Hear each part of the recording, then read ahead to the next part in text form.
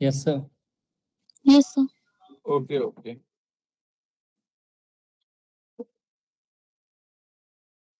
देखो, जो last class है ना, लास्ट क्लास में अपन अलाउद्दीन खिलजी के बारे में पढ़े थे। उसके कुछ-कुछ रिफ़ॉर्म्स को मैं बस ऐसे ही एक बार रिकॉल करा देता हूँ शॉर्ट में, ताकि अभी जो हम लोग तुगलक डायनेस्टी पढ़े, तो उसमें दिक्कत ना हो। क्लियर है? जैसे एक जो चीज़ हम लोग देखे थे अलाउद्दीन खिलजी के रिफ़ॉर्म्स में, वो बहुत बड़ा रिफ़ॉर्म था, जो इक्तादारी सिस्टम है, जो फ्यूडल लॉर्ड वाला सिस्टम है ना, जो हम लोग लास्ट क्लास में देखे थे पहले। वो इक्तादारी सिस्टम में जो लैंड ग्रांट्स दिया जाता था, वो सिस्टम खत्म कर दिया गया और अब जो भी नोबल्स होंगे या जो भी सोल्जर्स होंगे, उन सबको जो सैलरी दिया जाएगा, वो सैलरी किसमें दिया जा रहा है? कैश के फॉर्म में दिया जा रहा है। तो ये एक बहुत बड़ा मेजर चेंज था। और दूसरा जो है, अलाउद्दीन खिलजी क्या करता है कि जो एडमिनिस्ट्रेशन है या इकोनॉमी, इन दोनों को कहीं ना कहीं सेंट्रलाइज्ड करने का कोशिश करता है। जो पहले डिसेंट्रलाइजेशन हो चुका था, उन चीज़ों को ख़त्म करने का कोशिश करता है। क्लियर है? तो एक तो हम लोग ये वाला रिफ़ॉर्म देखे थे, मिलिट्री रिफ़ॉर्म वग़ैरह करता है, दाग चेहरा वग़ैरह, ये सब हम लोग देख चुके थे। मार्केट कंट्रोल पॉलिसी में हम लोग देखे थे कि इकोनॉमी को स्ट्रेंथन करने के लिए वो जो है, मतलब बहुत सारे रिफ़ॉर्म्स लेकर के आता है, जैसे मैक्सिमम रिटेल प्राइस जो एमआरपी का कॉन्सेप्ट है, इसको हम लोग देखे थे। ये इसलिए लाता है ताकि इन्फ्लेशन को कंट्रोल किया जाए। और दूसरा जो प्राइस है गुड्स और सर्विसेज का, अगर वो फ्लक्चुएट बहुत ज़्यादा नहीं करेगा, तो उससे फिर ये भी देखने को मिलता था कि इन्फ्लेशन शांत रहता था, जो करेंसी है वो डिवैल्यूएट नहीं करता था, लोग बहुत खुश थे, इकोनॉमी बहुत ज़्यादा फ्लरिश कर रहा था। ये सारा रिफॉर्म्स हम लोग लास्ट क्लास में देख चुके थे। इवन वो बहुत सारा मार्केट्स एस्टेब्लिश करता है, क्योंकि जितना ज़्यादा मार्केट्स होगा, जितना ज़्यादा गुड्स और सर्विसेज का सेल परचेज़ होगा, उतना ज़्यादा सेंट्रल गवर्नमेंट को जो है वो टैक्स मिलता था। तो इसीलिए वो बहुत सारे मार्केट्स का एस्टेब्लिशमेंट करता है। मार्केट जो है वो मार्केट में सामान एमआरपी पे बिक रहा है या नहीं बिक रहा है, इन चीज़ों को मैनेज करने के लिए जो है वो, मतलब मार्केट को कंट्रोल करने के लिए ऑफिसर्स का अपॉइंटमेंट करता है, जिन ऑफिसर्स का जो डेज़िग्नेशन था वो था साहना ए मंडी, क्लियर है? फिर हम लोग देखते हैं वो जो है, मतलब एमआरपी, जो गुड्स और सर्विसेज़ का एमआरपी फिक्स करने के लिए जो ऑफिसर्स होते हैं, उनको उनका अपॉइंटमेंट करता है दीवान-ए-रियासत और नायब-ए-रियासत। फिर हम लोग देखते हैं सीक्रेट एजेंट्स जो है, उनका अपॉइंटमेंट किया जाता है, ताकि जो मार्केट का फंक्शनिंग है वो सही से हो सके। अगर मार्केट में कोई भी एमआरपी से कम या ज़्यादा, एमआरपी से ज़्यादा में कोई भी सामान बेच रहा है, तो वो सीवियर वायलेशन माना जाता था, उस पे पनिशमेंट भी बहुत ही ज़्यादा हार्श दिया जाता था। क्लियर है? होर्डिंग वगैरह करना मना था, मतलब एक तरीके से इकोनॉमी ज़्यादा से ज़्यादा स्मूथ चल सके, वैसा था। फिर हम लोग देखते हैं लैंड रिफॉर्म्स में। लैंड रिफॉर्म्स में देखो, एक चीज़ और ध्यान में रखो, जो अलाउद्दीन खिलजी है ना, ये मतलब जैसा कि मैंने कल भी बताया था कि ये पूरी दुनिया भर को जीतना चाहता था। बिल्कुल वैसे ही जैसे एंशिएंट इंडिया में अलेक्जेंडर या हिंदी में सिकंदर था, और जो मेडिवल इंडिया में जिस तरीके से चंगेज़ खान था, तो बिल्कुल अलाउद्दीन खिलजी उस टाइप से, मतलब दुनिया जीतना चाहता था। तो इसीलिए बहुत बड़ा एम्पायर खड़ा करना चाहता था, और अगर बहुत बड़ा एम्पायर खड़ा करना है, तो बहुत बड़ा आर्मी का ज़रूरत है। इन आर्मी को बहुत ज़्यादा फिर पैसा देना पड़ेगा, उन्हें ट्रेनिंग देना पड़ेगा। तो इसका मतलब ये अलाउद्दीन खिलजी जो है वो टैक्स का भी वसूली बहुत करेगा, इसको टैक्स का बहुत ज़्यादा ज़रूरत है। तो इसीलिए ये क्या करता है, इकोनॉमिक रिफॉर्म्स लाता है, और दूसरा टैक्स को सही करने के लिए वो क्या करेगा कि जो लैंड रेवेन्यू जो भी कलेक्ट होता है, वो अब ग्रेन्स में नहीं करेगा, वो लैंड रेवेन्यू किसमें कर रहा है? कैश में कलेक्ट कर रहा है, ताकि सोल्जर्स को कैश दिया जा सके।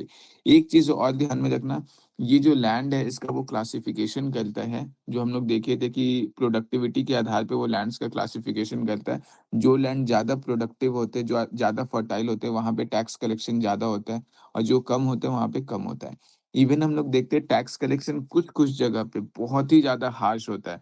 क्योंकि इसे पैसे का बहुत ज़्यादा नीड था। जैसे सपोज़ कर लो, जो दोआब रीजन है, हम लोग देखते थे ना, दोआब रीजन मतलब 2 रिवर के बीच का जो ये वाला पोर्शन है, ये जो फर्टाइल एरिया होता है, जैसे गंगा, यमुना, दोआब है। तो ये जो दोआब रीजन है, इन रीजन्स में जो टैक्स कलेक्शन है वो लगभग 50% तक होता था, कि जितना प्रोड्यूस हो रहा है, 50% उसका जो भी कलेक्शन है, पैसा है, वो सारा मतलब ऐसे हो रहा है।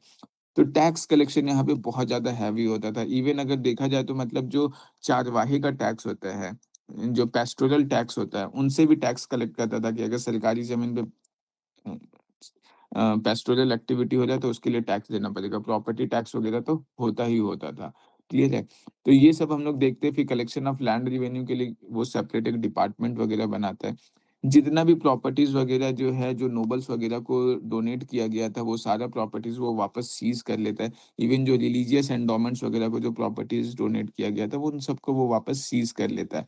क्यों? क्योंकि वो चाहता था कि गवर्नमेंट के पास ज़्यादा से ज़्यादा प्रॉपर्टी, और दूसरा वो नोबल्स को पावरफुल भी नहीं होने देना चाहता था। अगर स गवर्नमेंट के पास ज़्यादा से ज़्यादा लैंड प्रॉपर्टी होता, तो उससे फिर वो ज़्यादा से ज़्यादा इनकम जनरेट कर पाता। क्लियर है? ये सब कुछ जो है हम लोग देखे थे, क्लियर है?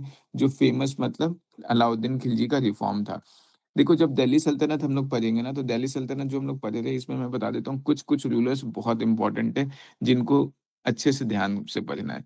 जिसमें से एक तो आ जाता है इल्तुतमिश, क्लियर है? दूसरा जो है वो हमारा आ जाता है अलाउद्दीन खिलजी, और फिर इसके बाद ये 2 हमने पढ़ लिया। आज हम लोग देखेंगे एक गियासुद्दीन तुगलक, और दूसरा देखेंगे मोहम्मद बिन तुगलक, क्लियर है?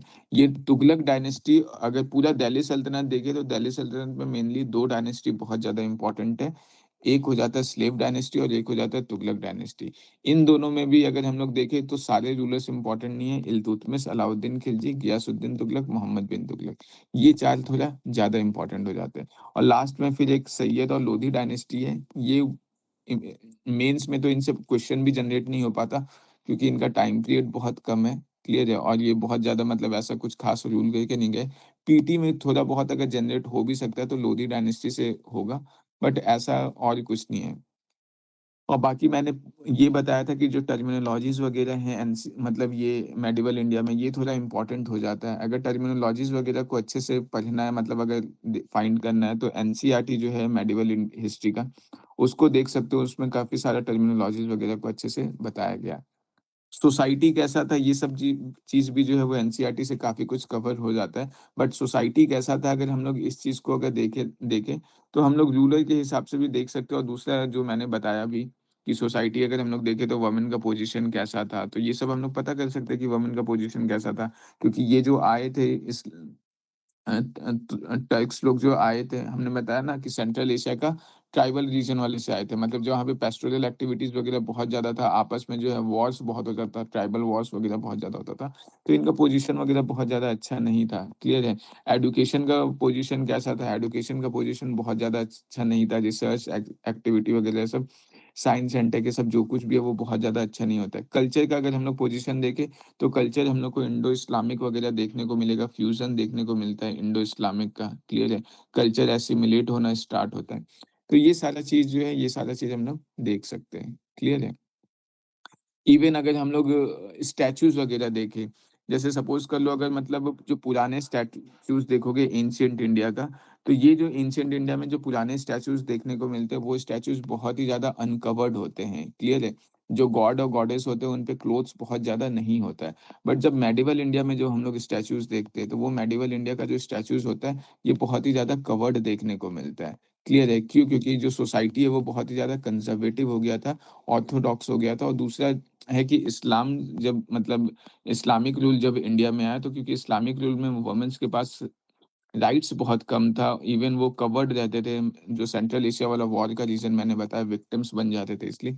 तो वो कल्चर इंडिया में भी आता है। नहीं तो फिर अगर देखोगे कि जो एंशिएंट इंडिया वाला पीरियड है, मतलब खास करके गुप्ता साम्राज्य तक का जो पीरियड देखने को मिलता है, गुप्ता या हर्षवर्धना तक का, तो उस टाइम पे हम लोग को देखने को मिलता है कि गुप्ता या हर्षवर्धना के रूल तक बहुत ज़्यादा मतलब जो पर्दा सिस्टम वगैरह जो है, ये सब इंडिया में उतना ज़्यादा प्रेवलेंट नहीं था। अभी जो हम लोग पर्दा सिस्टम या घूंघट वगैरह, आँचल वगैरह जो देखते हैं, ये कहीं न कहीं मतलब जो है इस्लामिफ़िकेशन है कल्चर का, क्लियर है? तो ये सारा चीज़ हम लोग देखते हैं, जो इन्फ्लुएंस देखने को मिलता है हम लोग को, क्लियर है? तो ये सब हम लोग आंसर राइटिंग में भी कर सकते हैं। हम लोग का टेम्पल आर्किटेक्चर जो है, इसमें भी बहुत सारा चेंजेस देखने को मिलता है, जो हम लोग सेपरेटली आर्ट एंड कल्चर जब हम लोग कभी पढ़ेंगे, छोटा-सा टॉपिक है 1 हफ्ते का, तो उसमें हम लोग इसको डिटेल में देखेंगे कि मतलब किस तरीके से सोसाइटी वगैरह में चेंजेस हो रहे हैं, क्लियर है? ये मैंने मेजर कुछ चेंजेस बता दिया। आज का लेक्चर अभी हम लोग जो स्टार्ट करेंगे, ये तुगलक डायनेस्टी से करेंगे। देखो, जब अभी हम लोग स्लेव डायनेस्टी देख चुके हैं और दूसरा जो है खिलजी डायनेस्टी देख चुके हैं। अब जो है ये हम लोग का तुगलक डायनेस्टी स्टार्ट होता है। तुगलक डायनेस्टी के जो फाउंडर थे वो गाजी मलिक थे, जिनको गियासुद्दीन तुगलक भी बोला जाता है। और ये जो है, इससे पहले हम लोग कैपिटल क्या देखे थे? कैपिटल था हम लोग का महरौली, क्लियर है? अब वो मेहरौली कौन-सा? वही कुतुब मीनार वाला। अब कैपिटल कहाँ पर आ गया? अब कैपिटल आ गया तुगलकाबाद। क्लियर है? ये भी दिल्ली का ही रीजन है, चाहे तुगलकाबाद हो, मेहरौली हो, सब दिल्ली में ही कोई ना कोई एरिया है। क्लियर है? तो ये टाइम पीरियड हम लोग देखेंगे, सबसे पहले गियासुद्दीन तुगलक आएगा, फिर मोहम्मद बिन तुगलक आएगा, फिर फिरोज़ शाह तुगलक आएगा। ये भी थोड़ा बहुत इम्पोर्टेंट है, फिरोज़ शाह तुगलक। क्लियर है?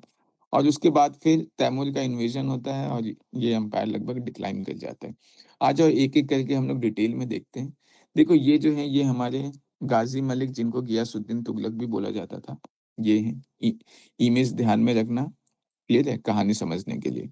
अब देखो अब क्या होता है, ये जो गियासुद्दीन तुगलक है ना, ये जब रूल करना स्टार्ट करते तो अलाउद्दीन खिलजी का जो लैंड रिफॉर्म था, ये लैंड रिफॉर्म को ये बहुत ज़्यादा ख़ास करके अलाउद्दीन खिलजी का जो लैंड रेवेन्यू का जो पॉलिसी था, उस चीज़ को वापस ले लेते हैं।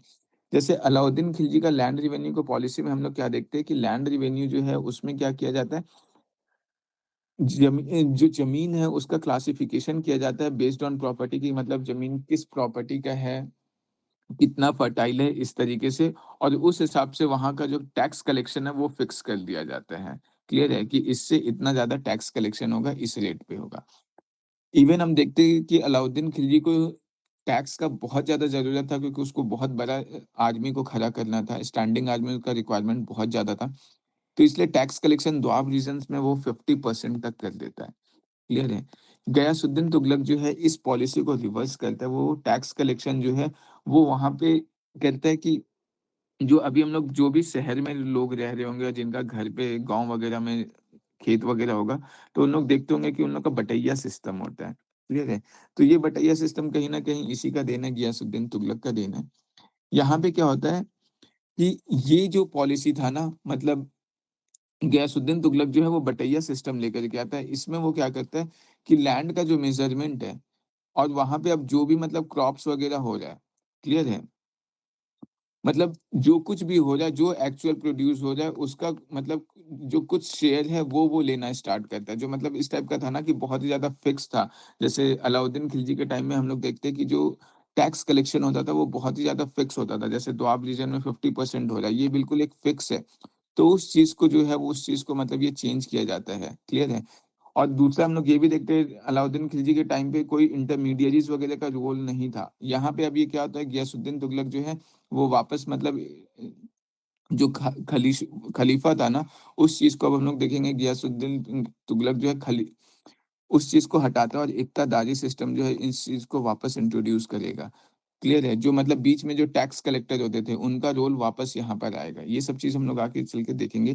बट अभी बस इतना ध्यान में रखो, जो मेन पॉलिसी जो अलाउद्दीन खिलजी का जो वो चेंज करता है, वो चेंज यही होता है कि जो टैक्स कलेक्शन जो बहुत हाई होता था, बहुत हाई जो टैक्स कलेक्शन होता था, वो टैक्स कलेक्शन अब मतलब कम होना स्टार्ट हो जाता है, उतना ज़्यादा नहीं होता है। और दूसरा जो चेंज करता है वो कि टैक्स कलेक्शन अलाउद्दीन खिलजी क्या किया था, सडन बहुत ही ज़्यादा हाई कर दिया था, 50% दोआब में कर दिया था। गियासुद्दीन तुगलक जो है वो नियम बनाता है, रूल बनाता है कि अगर टैक्स को इंक्रीज़ भी किया जाएगा तो एक बार में 1/10 या फिर 1/11th पोर्शन ही एक बार में इंक्रीज़ किया जाएगा 1 साल में, और वो धीरे-धीरे ग्रेजुअली टैक्स कलेक्शन को इंक्रीज़ किया जाएगा। क्लियर है? फिर गयासुद्दीन तुगलक टैक्स का कलेक्शन ज़्यादा हो, उसके लिए वो क्या करता है, बहुत सारे कैनाल्स का, बहुत सारे रोड्स का कंस्ट्रक्शन करता है। क्लियर है? जितना ज़्यादा कैनाल्स होगा, उतना ज़्यादा इरिगेशन एक्टिविटी होगा, जितना ज़्यादा खेती होगा, उतना ज़्यादा प्रोड्यूस होगा और फिर उतना ज़्यादा गवर्नमेंट को टैक्स का कलेक्शन होगा। रोड्स वगैरह का जो कंस्ट्रक्शन है, वो बहुत ज़्यादा करता है गयासुद्दीन तुगलक। उसके पीछे रीज़न था ताकि जो ट्रांसपोर्ट्स है, गुड्स और सर्विसेज़ का, वो ज़्यादा से ज़्यादा हो सके। जितना ज़्यादा एक जगह से दूसरी जगह सामान जाएगा, मार्केट से मतलब रॉ मटेरियल जो है एक मार्केट से दूसरे मार्केट या कंज्यूमर से देश के अलग-अलग मार्केट तक अगर पहुँचेगा, तो उससे कहीं न कहीं जो है मतलब सेल परचेज़ बढ़ता है और गवर्नमेंट को फ़ायदा होता है। क्लियर है? जो पोस्टल सर्विसेज़ था, इन पोस्टल सर्विसेज़ को वापस से रिऑर्गनाइज़ करता है ये। पोस्टल डिपार्टमेंट क्रिएट करता है जिसका नाम है बरीद-ए-मामलिक। ये जो कुछ-कुछ स्पेशल डिपार्टमेंट्स हैं ना, जो हम लोग पढ़ रहे हैं, इनको ध्यान में रखना। क्लियर है? बरीद-ए-मामलिक जो है एक पोस्टल डिपार्टमेंट क्रिएट करता है जिसका मेन पर्पज़ ये होता है पोस्टल सर्विसेज़ वगैरह को ध्यान में रखना। और ये जो गयासुद्दीन तुगलक है, ये खुद का एक शहर बनाता है जिस शहर का नाम रखता है तुगलकाबाद, जो आज भी दिल्ली में है। क्लियर है? गयासुद्दीन तुगलक जो है वो अपना मकबरा खुद बना कर के जाता है। तुगलकाबाद शहर में। और ये इस मकबरा का जो ख़ासियत है वो ये है कि ये जो पहला व्हाइट मार्बल डोम है, जैसा अभी हम लोग को ताजमहल में देखने को मिलता है, ये पहला व्हाइट मार्बल डोम जो है, ये मतलब गयासुद्दीन तुगलक के टॉम्ब में देखने को मिलता है। क्लियर है? और अब हम लोग देखेंगे कि धीरे-धीरे जो है व्हाइट मार्बल वापस बनना स्टार्ट हो जाता है। एक चीज़ और देखो, जब हम लोग आर्ट एंड कल्चर पढ़ेंगे ना, तो वहाँ पे हम लोग देखेंगे कि कौन-सा एम्पायर कितना ज़्यादा प्रॉस्पेरस है, वो वहाँ के आर्किटेक्चर से पता चल जाता है। जैसे अभी हम लोग देख रहे हैं कि यहाँ पे व्हाइट मार्बल डोम आ रहा है। तो इसका मतलब क्या है कि इस जगह पे एम्पायर जो है थोड़ा ज़्यादा प्रॉस्पेरस है, पैसा है। क्यों? क्योंकि अलाउद्दीन खिलजी का जो 20 साल था, फिर इवन एक और एम्पायर हम लोग का मिस हो गया, बलबन भी बहुत इम्पोर्टेंट है। क्लियर है? जो बलबन का 20 साल था, इल्तुतमिश का ईयर था, या फिर जो हम लोग अलाउद्दीन खिलजी का जो हम लोग देखते हैं, बलबन का पीरियड, अलाउद्दीन खिलजी का पीरियड, ये कहीं न कहीं दिल्ली सल्तनत में प्रॉस्पेरिटी लेकर के आया था, इकोनॉमिक स्टेबिलिटी लेकर के आया था। जिसकी वजह से हम लोग को देखने को मिलता है कि यहाँ पे मतलब जो इंफ्रास्ट्रक्चर है, वो भी थोड़ा अच्छा देखने को मिलता है। जैसे हम लोग देखेंगे कि आगे चल के लोधी डायनेस्टी का इंफ्रास्ट्रक्चर बहुत ज़्यादा अच्छा, उतना मजबूत नहीं देखने को मिलेगा। क्यों? क्योंकि उसके पास पैसा उतना नहीं रहेगा। क्लियर है? इवन मतलब हम लोग देखते हैं जिस किंगडम में जितना ज़्यादा अच्छा इंफ्रास्ट्रक्चर, मतलब उसके पास उतना ज़्यादा वो एम्पायर उतना प्रॉस्पेरस कर रहा है, उतना ज़्यादा वहाँ पे पैसा है। क्लियर है? फिर एक चीज़ और देखो, ये जो है ना, ये इंफ्रास्ट्रक्चर दिख रहा है, ये थोड़ा स्लोपिंग वॉल है। क्लियर है? ये स्लोपिंग वॉल टेक्निक जो है, वो वॉल्स को स्ट्रेंथ जो वॉल होता था, ये बहुत ही मतलब इसका विड्थ बहुत ज़्यादा होता था, चौड़ाई बहुत ज़्यादा होता था। तो स्लोपिंग वॉल टेक्निक यूज़ किया जाता था। ये स्लोपिंग वॉल टेक्निक जो होता है, इसका पर्पज़ ही यही था कि जो मॉन्यूमेंट्स है उसको स्ट्रेंथ प्रोवाइड किया जाए। क्लियर है? तो ये स्ट्रेंथ प्रोवाइड करने के लिए होता था, तो ये ध्यान में रखना है कि जो स्लोपिंग वॉल टेक्निक है, इसका इस्तेमाल जो है मतलब तुगलक डायनेस्टी ये सब के टाइम से काफ़ी ज़्यादा देखने को हम लोग को मिलता है। ऐसा नहीं है कि इन्होंने ही ये पहली बार इंडिया में स्टार्ट करा था, पहले भी करा था, बट इनके टाइम पे ये बहुत ज़्यादा देखने को मिलता है। क्लियर है? फिर देखो, एक बहुत फेमस कहावत है, ये मैं बता दे रहा हूँ बस इसलिए ताकि स्टोरी ध्यान रहे। स्टोरी ध्यान रहना उतना इम्पोर्टेंट नहीं है, बट कभी-कभी एग्ज़ाम में क्या होता है, जैसे एग्ज़ाम में क्वेश्चन इस तरीके से पूछा जा चुका है पीटी में कि जो तानसेन है ये किसके कॉन्टेम्परेरी थे? कौन से राजा के कॉन्टेम्परेरी थे? या फिर जो तुलसीदास है वो किनके कॉन्टेम्परेरी थे? या गुरु नानक देव जो हैं वो किनके कॉन्टेम्परेरी थे? तो इस तरीके से क्वेश्चन पूछा गया है प्रीलिम्स में। और क्योंकि निज़ामुद्दीन औलिया जो हैं वो बहुत ही फेमस सूफी सेंट है, तो हम लोग को पता होना चाहिए कि ये किनके कॉन्टेम्परेरी थे। क्लियर है? तो ये निज़ामुद्दीन औलिया जो हैं ये गयासुद्दीन तुगलक के कॉन्टेम्परेरी थे। मैं बस यहाँ पे एक स्टोरी बता देता हूँ ताकि ध्यान में रहे, याद रहे। देखो होता क्या है ना, निज़ामुद्दीन औलिया जो है ना, इनको एक राजा होता है खुसरो शाह। क्लियर है? खुसरो शाह इससे पहले, गयासुद्दीन तुगलक से पहले एक राजा होता है खुसरो शाह, खिलजी डायनेस्टी का होता है।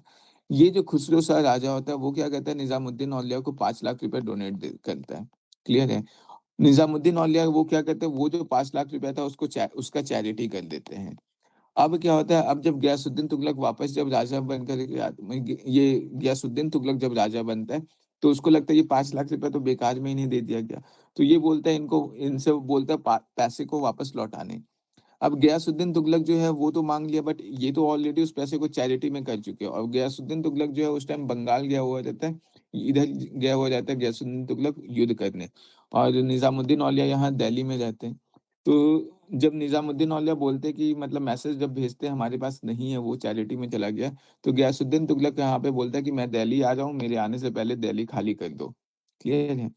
तो उसी टाइम ये मैसेज एक देते हैं कि हनोज दिल्ली दूर था, मतलब अभी दिल्ली दूर है, जो अभी भी हम लोग कहावत सुनते हैं कि अभी दिल्ली दूर है। तो वो यही वो बोलते ही स्टेटमेंट देते, तो उसी टाइम गयासुद्दीन तुगलक जो है यहाँ से दिल्ली आते रहता है, बीच रास्ते में उसका मौत हो जाता है, दिल्ली पहुँच नहीं पाता। क्लियर है? तो वहाँ से ये जो कहावत था बहुत ज़्यादा फेमस हो गया। ये स्टोरी का कोई लेना-देना नहीं है, ये स्टोरी सिर्फ़ मैंने इसलिए बताया ताकि ध्यान में रहे कि निज़ामुद्दीन औलिया जो थे वो कॉन्टेम्परेरी थे, किसके? गयासुद्दीन तुगलक के थे। तुगलक डायनेस्टी के आसपास के ये थे, क्योंकि एग्ज़ाम में ऐसा क्वेश्चन पूछा जाता है। क्लियर है? देखो, यहाँ पे एक और मैं बता देता हूँ। गयासुद्दीन तुगलक का जो बेटा था, मोहम्मद बिन तुगलक, जिसको जौना खान भी बोला जाता है।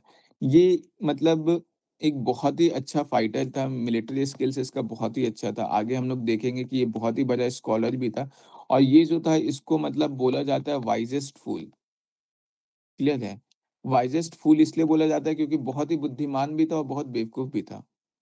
कहा जाता है इससे ज़्यादा पढ़ा-लिखा मतलब एम्पायर जो है वो पूरे दिल्ली सल्तनत में नहीं देखने को मिलता है, लेकिन इसने जितना बेवकूफ़ी वाला काम करा था, वैसा किसी एम्पायर ने भी नहीं करा। बट अभी क्योंकि हम लोग मिलिट्री अचीवमेंट देख रहे हैं, तो देख लेते हैं कि गियासुद्दीन तुगलक के टाइम जो मोहम्मद बिन तुगलक उसका जो बेटा था, ये दक्षिण भारत का जो ये जितना भी टेरिटरीज़ वगैरह है, इन सबको ऑक्यूपाई करने में, कैप्चर करने में इसका बहुत बड़ा रोल रहता है। क्योंकि ये बहुत ही अच्छा मिलिट्री मैन था, क्लियर है? तो इधर बहुत सारा युद्ध लड़ता है और लगभग अगर देखा जाए तो ये तुगलक डायनेस्टी का शासनकाल देख लो, कितना ज़्यादा विस्तार पकड़ चुका है। यहाँ पे मतलब ये ककातिया डायनेस्टी है, ये ककातिया डायनेस्टी को भी हरा देते हैं। इधर पूरा जो है मतलब ये लगभग अगर देखा जाए तो केरला तक पहुँच जाते हैं, क्लियर है? इधर मतलब अगर देखा जाए तो लगभग पूरा जो इंडस रिवर का रिवर वैली है, ये पूरा इंडस रिवर जो ड्रेनेज सिस्टम है, ये पूरा कैप्चर हो जाता है। इधर जो है बांग्लादेश तक पहुँच जाते हैं, बीच में बस एक जो है ओडिशा वाला पोर्शन है जो रह जाता है, क्लियर है? अभी हम लोग देखते हैं ये जो मोहम्मद बिन तुगलक है, ये जो है ककातिया डायनेस्टी को रूल मतलब खत्म करता है और ये ककातिया डायनेस्टी का जो अंत है एक तरीके से मोहम्मद बिन तुगलक ही करता है, क्लियर है? प्रतापरुद्र देवा उसके किंग होते हैं जिनको वो हराते हैं। वारंगल जो आज का मतलब वारंगल इसका नाम बाद में सुल्तानपुर कर दिया जाता है। अभी हम लोग वारंगल से ही जानते होंगे, आईआईटी वारंगल ऐसा सुना होगा जिसने आईआईटी का प्रिपरेशन करा होगा, क्लियर है? तो ये जो है, ये जो वारंगल है मतलब इसका नाम बदल देता है सुल्तानपुर जब काकतिया डायनेस्टी को कैप्चर करता है। इवन जो ओडिशा का उत्कल वाला पोर्शन था, उसको भी मतलब ये बहुत ज़्यादा डिस्ट्रॉय करता है, हालाँकि कैप्चर नहीं करता है। और जब गयासुद्दीन तुगलक है, वो बंगाल वाला जो रीजन था लखनौती, उसको कैप्चर करता है। देखो गयासुद्दीन तुगलक का डेथ के पीछे भी बहुत अच्छा कहानी है एक छोटा-सा। होता क्या है ना कि जब गयासुद्दीन तुगलक बंगाल का कैंपेन करके वापस जब लौट रहा था, तो अब क्या होता है कि जो मोहम्मद बिन तुगलक था ये मोहम्मद बिन तुगलक क्या करता है, उसके स्वागत के लिए मतलब बिल्कुल एक वुडन मंच तैयार करता है। यहाँ पे ये है मोहम्मद बिन तुगलक, ये क्या करता है, ये अपने पिताजी के लिए एक वुडन मंच तैयार करता है। अब क्या होता है गयासुद्दीन तुगलक जैसे ही उस मंच पे जाता है, वो मंच टूट जाता है और उस मंच से वो मतलब गिर जाता है गयासुद्दीन तुगलक और उसका डेथ हो जाता है। कुछ हिस्टोरियंस जो हैं उनका कहना है कि गयासुद्दीन तुगलक जो है उसका मतलब मौत एक्सीडेंट से हुआ है। मतलब ये एक सिर्फ़ और सिर्फ़ एक्सीडेंट था। काफ़ी सारे हिस्टोरियंस ऐसे भी हैं जो वो ये भी कहते हैं कि मोहम्मद बिन तुगलक जो है उसने अपने पिता को मतलब एज़ अ कॉन्स्पिरेसी मरवा दिया। क्लियर है? अब हम लोग आते हैं मोहम्मद बिन तुगलक के बारे में। ये एम्पायर बहुत ज़्यादा मतलब इसका शासनकाल बहुत ज़्यादा फ़ेमस है। एग्ज़ाम में इससे क्वेश्चन भी आ रखा है। क्लियर है? देखो, मोहम्मद बिन तुगलक जो है ना, ये जाना जाता है अपने गलतियों के लिए। मैंने बताया ना कि मोहम्मद बिन तुगलक क्या कौन था? वाइज़ेस्ट फूल था। क्लियर है? कि सबसे ज़्यादा समझदार, सबसे ज़्यादा बुद्धिमान लेकिन बेवकूफ़। क्लियर है? देखते हैं कैसे? देखो, मोहम्मद बिन तुगलक कुछ गलती करता है, उन गलतियों को देख लेते हैं। सबसे पहला गलती है ट्रांसफर ऑफ कैपिटल। अभी गयासुद्दीन तुगलक क्या किया था, कैपिटल को कहाँ पे यहाँ दिल्ली में कहीं तुगलकाबाद में शिफ्ट करता है। मोहम्मद बिन तुगलक क्या किया, ये पूरे साउथ इंडिया वाले पार्ट को कैप्चर कर लिया। अब जब ये पूरे साउथ इंडिया वाले पार्ट को कैप्चर कर लेता है, तो उसके बाद अब क्या है कि इस जगह से दिल्ली से ये पूरा साउथ इंडिया को गवर्न करना थोड़ा मुश्किल था। तो मोहम्मद बिन तुगलक डिसाइड करता है कि क्यों ना यहाँ पे जो देवगिरी है, जिसका नाम अभी दौलताबाद हो गया। पुराना नाम इसका देवगिरी था, जो यादवा डायनेस्टी में आता था। तो मोहम्मद बिन तुगलक सोचा कि क्यों ना मतलब दिल्ली से कैपिटल जो है दौलताबाद शिफ्ट किया जाए। इससे होगा क्या, 1-2 रीज़न से वो सोचता है। एक तो जो मंगोल का इन्वेज़न है, उससे वो अपने कैपिटल को बचा पाएगा, क्योंकि मंगोल्स बहुत पावरफुल हो चुके थे। और दूसरा उसको लगता है कि ये जो साउथ इंडिया है, उसको दिल्ली से गवर्न करना थोड़ा मुश्किल है। तो वो थोड़ा डेक्कन तरफ चला जाता है, यहाँ से वो क्या करेगा, नॉर्थ और साउथ दोनों को कैप्चर कर पाएगा, क्योंकि लगता था नॉर्थ इंडिया में तो दिल्ली सल्तनत का स्ट्रॉन्ग होल्ड वैसे भी है। तो ये क्या करता है, ये पहुँच जाता है दौलताबाद। जब दौलताबाद पहुँचता है तो उसको एहसास होता है कि ये जो एरिया है उसने गलत सिलेक्ट कर लिया। एक तो ये अगर हम लोग देखें, ये वेस्टर्न घाट वाला पोर्शन है। अगर हम लोग ज्योग्राफी पढ़े होंगे तो हम लोग देखे होंगे जो मैक्सिमम रेनफॉल होता है वो इस साइड होता है। मतलब ये वाला जो कोस्टल एरिया वाला साइड होता है, इधर रेनफॉल काफ़ी ज़्यादा होता है और ये जो लीवर्ड साइड होता है, क्लियर है? ये कौन-सा, ये विंडवर्ड साइड है। ये जो विंडवर्ड साइड है, इधर मैक्सिमम रेनफॉल हो रहा है और ये जो लीवर्ड साइड है, इधर रेनफॉल बहुत ज़्यादा नहीं होता है। इवन काफ़ी सारे डिस्ट्रिक्ट्स ऐसे हैं इस लीवर्ड साइड में जो मतलब ड्रॉट प्रोन है, जहाँ पे बारिश बहुत कम होता है, या अभी हम लोग देखते भी होंगे, न्यूज़ वगैरह में सुनते होंगे कि महाराष्ट्र का काफ़ी सारा ज़िला ऐसा है, जहाँ पे टैंकर्स आ रहा है, पानी का बहुत समस्या है। तो ये वही वाला रीज़न है, क्लियर है? तो इधर वाला जो ये रीज़न है, यहाँ पे अब क्या था, पानी का बहुत ज़्यादा समस्या था। इसको अब रियलाइज़ होता है कि अब यहाँ पे पानी का तो बहुत दिक्कत है, ये पूरा एम्पायर यहाँ पे जाकर के वापस न्यू कैपिटल सेटअप करना है, सब कुछ बनाना, बहुत पैसा खर्च होता है, इतने सारे पूरे अपना फैमिली को, परिवार को, सोल्जर्स को, पूरा एडमिनिस्ट्रेशन सिस्टम मतलब समझ जाओ, जैसे अभी पार्लियामेंट होता है, सुप्रीम कोर्ट होता है, ऐसे जो पूरा एडमिनिस्ट्रेशन सिस्टम होता है, दरबार वगैरह होता है, सब कुछ यहाँ से वापस यहाँ पे बनाना आकर के। बहुत कॉस्ट लगता है, पूरा मतलब 5 लाख लोगों के ऐसे सोल्जर यहाँ से यहाँ मूव करना, सब कुछ ही ऐसे मूव करना, बहुत कॉस्टली होता है ये। तो सब कुछ यहाँ से यहाँ किया, 2 साल यहाँ पे रहा, उसके बाद फिर उसको रियलाइज़ हुआ कि नहीं, यहाँ से तो मतलब यहाँ पानी का दिक्कत वगैरह हो रहा है, और यहाँ से नॉर्थ इंडिया अच्छे से कैप्चर नहीं हो, मतलब नॉर्थ इंडिया पे ध्यान अच्छे से नहीं रख पा रहे, मंगोल इन्वेजन का थ्रेट आ रहा है लगभग, तो वो जो है वो वापस क्या करता है, वापस यहाँ चला जाता है। तो इस प्रोसेस में पहला लॉस जो होता है वो होता है लॉस ऑफ मनी, बहुत ज़्यादा पैसों का लॉस होता है, और दूसरा होता है लॉस ऑफ लेबर। इस जगह से इस जगह पे कैपिटल शिफ्ट करने में क्या होता है, एक तो मतलब पैसे का खर्च होता है, लेबर का खर्च होता है, बहुत लोगों का डेथ भी हो जाता है, इतने सामान्स को मतलब या सब कुछ इतना इंफ्रास्ट्रक्चर को शिफ्ट करने में बहुत सारा डेथ होता है, बहुत कैज़ुअलिटी होता है। क्लियर है? अंपायर को बहुत लॉस होता है इस चीज़ से। मतलब एक तरीके से समझो पूरा का पूरा मतलब दिल्ली ही, मतलब जो पूरा पार्लियामेंट इंडिया गेट वाला जो रीजन है, वो पूरा फिर से नया कंस्ट्रक्ट करना, तो कॉस्टली तो होता ही है। दूसरा जो इसका गलती था वो था टोकन करेंसी। देखो, इसने सोचा तो सही था बट हो गया गलत। जैसे अभी हम लोग का होता है ना कि एक पेपर है, इस पेपर में ये पेपर का वैल्यू ₹10 है, एक और पेपर है, उस पेपर का वैल्यू क्या है, ₹100 है। एक किसी पेपर का वैल्यू जो है वो ₹1000 है, मतलब या ₹500 है, इस तरीके से होता है। पहले क्या होता था कि एक सिल्वर कॉइन होता था और एक जो होता था कॉपर कॉइन होता था या फिर गोल्ड कॉइन होता था। याद है टंका जित्तल? हुँ। तो इस तरीके से होता था, जो सिल्वर कॉइन होता था, जो कॉपर कॉइन का वैल्यू है, जैसे हम लोग देख रहे थे ना, 1 टंका इक्वल 1 1 जित्तल इक्वल टू 48 टंका, इस टाइप का हम लोग कुछ देख रहे थे। तो ये जो होता है मतलब बिल्कुल ऐसा होता था कि जो कॉपर कॉइन का वैल्यू है, अगर कॉपर कॉइन का वैल्यू, एक कॉपर कॉइन का वैल्यू मान लो अभी ₹5 के बराबर है, और एक सिल्वर कॉइन का वैल्यू अगर मान लो कि ₹100 के बराबर है, क्लियर है? तो देखने को क्या मिलता था कि एक सिल्वर कॉइन इक्वल टू कितना हो जाता था, लगभग 20 कॉपर कॉइन के बराबर होता था। इस तरीके से होता था पहले। ये क्या सोचा कि इतना मतलब सिल्वर कॉइन वगैरह को बनाना, कॉपर कॉइन वगैरह को बनाना, मतलब, और दूसरा एक चीज़ और इसके टाइम पे चल रहा था कि दुनिया भर में सिल्वर जो है वो मतलब ये लिमिटेड है, और इसको कॉइन्स काफ़ी ज़्यादा चाहिए था, और सिल्वर जो है उसका थोड़ा क्राइसिस सिचुएशन भी चल रहा था। तो इसीलिए ये क्या सोचता है कि क्यों ना टोकन सिस्टम इंट्रोड्यूस किया जाए, बिल्कुल वैसा जैसा अभी होता है कि एक कॉप मतलब सारा का सारा कॉइन कॉपर का ही होगा, किसी कॉपर कॉइन में 10 लिखा जाएगा, किसी कॉपर कॉइन में 100 लिखा जाएगा, किसी कॉपर कॉइन में 500 लिखा जाएगा, मतलब इस टाइप का। मतलब सिल्वर कॉइन, गोल्ड कॉइन का अब कोई ज़रूरत ही नहीं है, मतलब इस टाइप का वो कर देता है। क्लियर है? अब देखो, ऐसा वो कर तो देता है, टोकन करेंसी इंट्रोड्यूस तो कर देता है कि सारा का सारा कॉइन कैसा हो गया अब? सारा का सारा कॉइन कॉपर का हो गया। बट वो ये भूल गया था कि लोग जो है वो कॉपर खुद भी मतलब स्मेल्टिंग करना जानते हैं, क्लियर है? जो लोहार लोग होते थे, वो क्या करने लगे, कॉपर कॉइन खुद ही बनाना स्टार्ट करने लगे, क्लियर है? मतलब ₹10 का कॉपर कॉइन ले रहे, उसको ₹50 का बना दे रहे, उसको ₹100 का बना दे रहे, मतलब वो खुद से ही लोग कॉपर कॉइन वगैरह बनाने लग गए। पहला दिक्कत तो ये होने लगा। दूसरा दिक्कत ये होने लग गया कि जिसके पास मान लो कि एक सिल्वर कॉइन पहले वाला पुराना वाला सिल्वर कॉइन है, क्लियर है? जो एक सिल्वर कॉइन का वैल्यू कितना है, मान लो ₹100 के बराबर है। और एक कॉपर कॉइन है जिसका वैल्यू कितना है, मान लो ₹5 के बराबर है, क्लियर है? अब क्या है, जो पुराना जिसके पास पुराना वाला सिल्वर कॉइन है और जिसके पास नया वाला कॉपर कॉइन है, वो दोनों एक-दूसरे को एक्सचेंज करने को तैयार नहीं है, क्योंकि दोनों का वैल्यू तो कॉपर में अब बराबर हो गया है ना, क्लियर है? और पिघलाने पे तो दोनों का वैल्यू बहुत डिफर करता है। तो कोई भी इस चीज़ को एक्सचेंज करने को तैयार नहीं है, क्लियर है? तो इससे भी क्या हुआ कि फेक करेंसी बहुत ज़्यादा जनरेट हो गया मार्केट में, और जितना ज़्यादा फेक करेंसी जनरेट होगा, राजा को क्या होगा, उतना ज़्यादा नुकसान होगा, ट्रेज़री को उतना ज़्यादा नुकसान होता है, रॉयल ट्रेज़री को।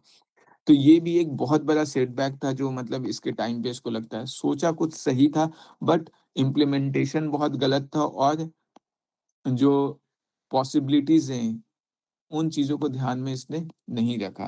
क्लियर है? फिर और एक तीसरा मिस्टेक इसका क्या था?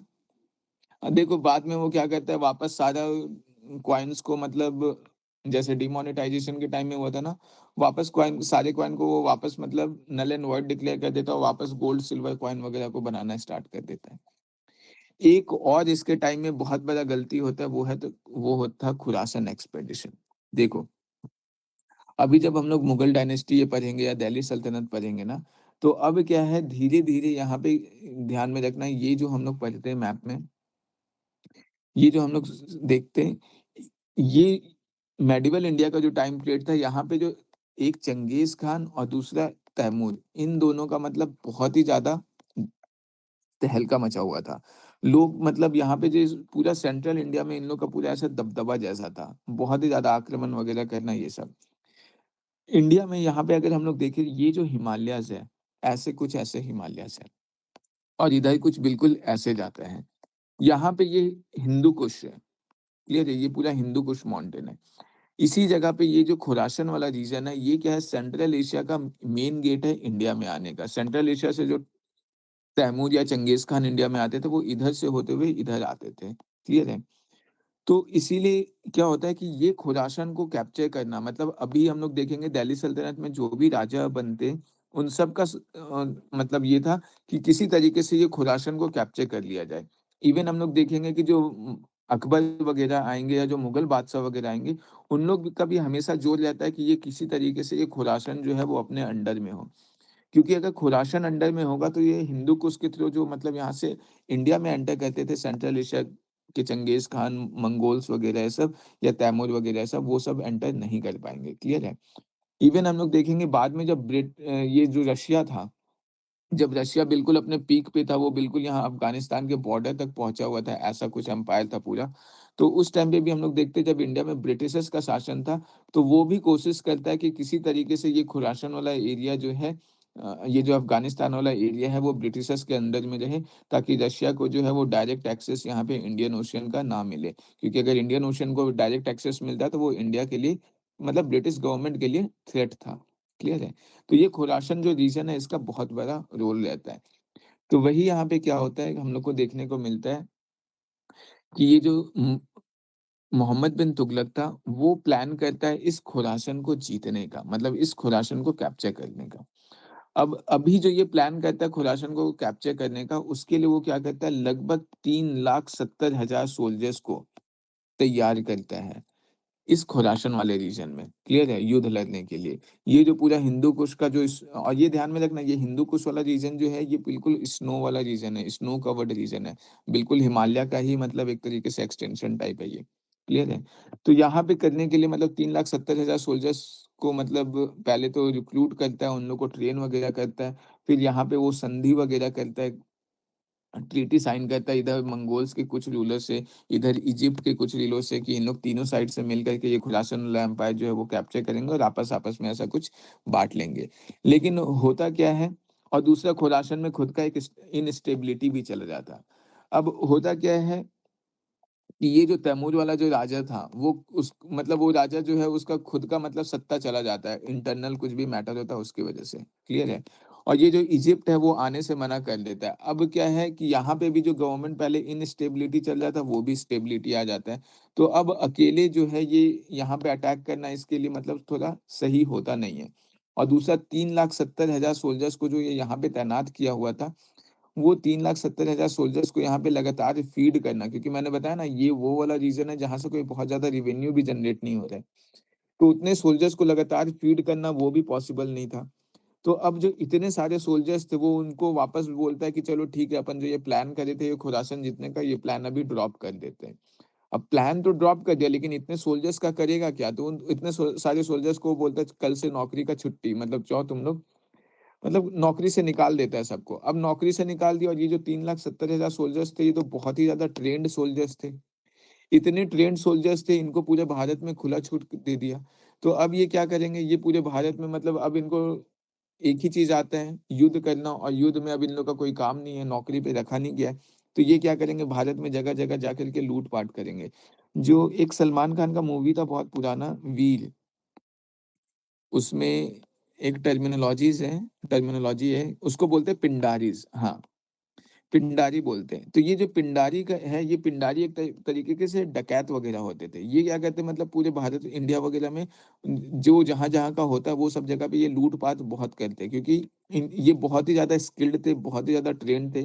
तो ये जीने के लिए मतलब यही करते थे कि टाइम टू टाइम मतलब लोगों को लूटते थे और फिर वो करते थे। तो लॉ एंड ऑर्डर का सिचुएशन भी यहाँ से काफ़ी ज़्यादा खराब हो जाता है। ये ध्यान में रखना, खुरासान को रूल करना कुछ और रीज़न से भी ज़्यादा ज़रूरी था कि यहाँ ये वो रीज़न्स था जो इस्लाम के लिए, मतलब इस्लामिक एजुकेशन वगैरह के लिए ये वाला रीज़न बहुत ज़्यादा फ़ेमस था, इस्लामिक कल्चर्स के लिए बहुत फ़ेमस था। और सबसे बड़ा मैंने रीज़न बताया कि सेंट्रल एशिया का गेटवे था इंडिया में आने का, तो इसको बंद करना चाहते थे। क्लियर है? देखो, ये खुरासान जो एक्सपेडिशन था, इस ये एक्सपेडिशन तो कभी हुआ नहीं मोहम्मद बिन तुगलक के द्वारा। उल्टा जो साम्राज्य है उसको बहुत ज़्यादा लॉस हुआ, बट एक फ़ायदा ये हुआ कि जो मंगोल्स थे, क्योंकि मंगोल्स के साथ इन्होंने इसने ट्रीटी साइन किया था मोहम्मद बिन तुगलक ने कि ये मंगोल्स और इजिप्ट ये तीनों मिल करके इस खुरासान एम्पायर को जीत लेंगे और अपना-अपना शेयर बाँट लेंगे। तो उसमें क्या हुआ कि मंगोल्स के साथ इसका फ्रेंडली रिलेशन बन जाता है, क्लियर है? और मंगोल्स जो है इसके टाइम पे कभी भी आकर के इधर अटैक नहीं करते।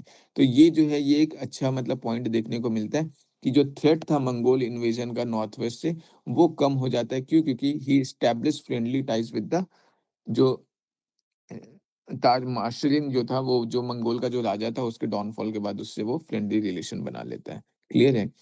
फिर उसके बाद फिर मतलब यहाँ पे हम लोग देखें कि किस तरीके से एम्पायर को बहुत बड़ा लॉस हुआ, क्योंकि 3,70,000 सोल्जर्स को ट्रेन करना, रिक्रूट करना और उसके बाद फिर वापस उनको वापस छोड़ देना। और वो ये 3,70,000 सोल्जर्स जो थे वो इंडिया के जगह-जगह पार्ट पे मतलब पिंडारी वाला काम कर रहे थे कि लूट-पाट मचा रहे थे। लॉ एंड ऑर्डर का सिचुएशन बहुत ज़्यादा खराब हो गया था। तो एक तरीके से देखा जाए तो मोहम्मद बिन तुगलक का जितना भी डिसीजन था, चाहे वो ट्रांसफर ऑफ कैपिटल हो, टोकन करेंसी हो, खुरासान एक्सपेडिशन हो, सब गलत ही साबित हो जाता है। एक और वो एक्सपेडिशन करने का कोशिश करता है कराची में। आज के टाइम का ये कुमाऊँ गढ़वाल हिमालयस वाला रीजन है, जो यहाँ पे हम लोग को देखने को मिलता है उत्तराखंड के आसपास वाला। यहाँ पे कुमाऊँ गढ़वाल हिमालयस वाला जो रीजन है, वहाँ पे क्या होता है कि मोहम्मद बिन तुगलक जो है वो सोचता है कि चाइनीज़ इन्वेज़न को रोकने के लिए, ऐसा नहीं कि मतलब चाइनीज़ आए या चाइनीज़ इन्वेज़न को रोकने के लिए वो सोचता है इस रीजन को कैप्चर कर लेते हैं। ये जाता है दिल्ली से यहाँ पे कुमाऊँ गढ़वाल वाला हिमालयस वाला रीजन को कैप्चर करने। बट होता क्या है कि जो हिमालयस वाले जो लोग होते हैं, ये मतलब एक तो इसके सोल्जर्स जो थे वो इतने ठंड वाले एरिया के लिए ट्रेन नहीं थे, और दूसरा ये है कि यहाँ के लोग जो थे वो मतलब जो गोरिल्ला वॉरफेयर होता है ना, वो टैक्टिक इस्तेमाल करते हैं, क्योंकि अभी तक ये जो मोहम्मद बिन तुगलक जो भी युद्ध लड़ता था वो तो प्लेन पे लड़ता था। दिल्ली सल्तनत जो भी युद्ध लड़ जाता है वो प्लेन पे लड़ रहे थे, क्लियर है? ऐसे जंगल वाले एरिया में नहीं लड़ रहे थे। और यहाँ पे क्या होता है, गोरिल्ला वॉरफेयर होता है, मतलब छुपन-छुपाई वाला वॉर। इन लोग पेड़ों के पीछे या छुप के अटैक करते थे, अटैक करने के बाद वापस भाग जाते थे, क्लियर है? तो ये सब एक रीज़न था। एक बात और ध्यान में रखना, मोहम्मद बिन तुगलक या और भी दिल्ली सल्तनत या मुगल एम्पायर का हम लोग देखेंगे कि इन लोग खुरासान जो कैप्चर करना चाहता था ना, उसके पीछे एक और रीज़न था कि जो एक तो पहली बात है, इंडिया का जो मेनलैंड रीजन है, इसमें घोड़े नेचुरली पाए नहीं जाते, क्लियर है? जो भी पाए जाते हैं ये हिमालयस वाले कुछ एरियाज़ में पाए जाते हैं, क्लियर है? वो भी मतलब नेचुरली एक तरीके से देखा जाए तो उतना नहीं है, और इनका जो क्वालिटी है, वो क्वालिटी भी बहुत लो है। मतलब जो सेंट्रल एशिया के जो घोड़े हैं, जो स्टेपिस क्लाइमेट के जो घोड़े हैं, वो क्या होते हैं, उनका हाइट भी ज़्यादा होता है, स्पीड भी ज़्यादा होता है, बहुत ज़्यादा पावरफुल भी होते हैं, वेट बहुत ज़्यादा लोड कर सकते हैं, स्टैमिना बहुत ज़्यादा होता है। इधर के घोड़ों में वो सब चीज़ काफ़ी कम होता है, क्लियर है? तो इंडिया जो जो भी वॉर लड़ता था, ये जितने भी वॉर लड़े जाते थे, इसमें जो घोड़े होते थे, वो क्या होते थे, ये मतलब लो क्वालिटी के होते थे।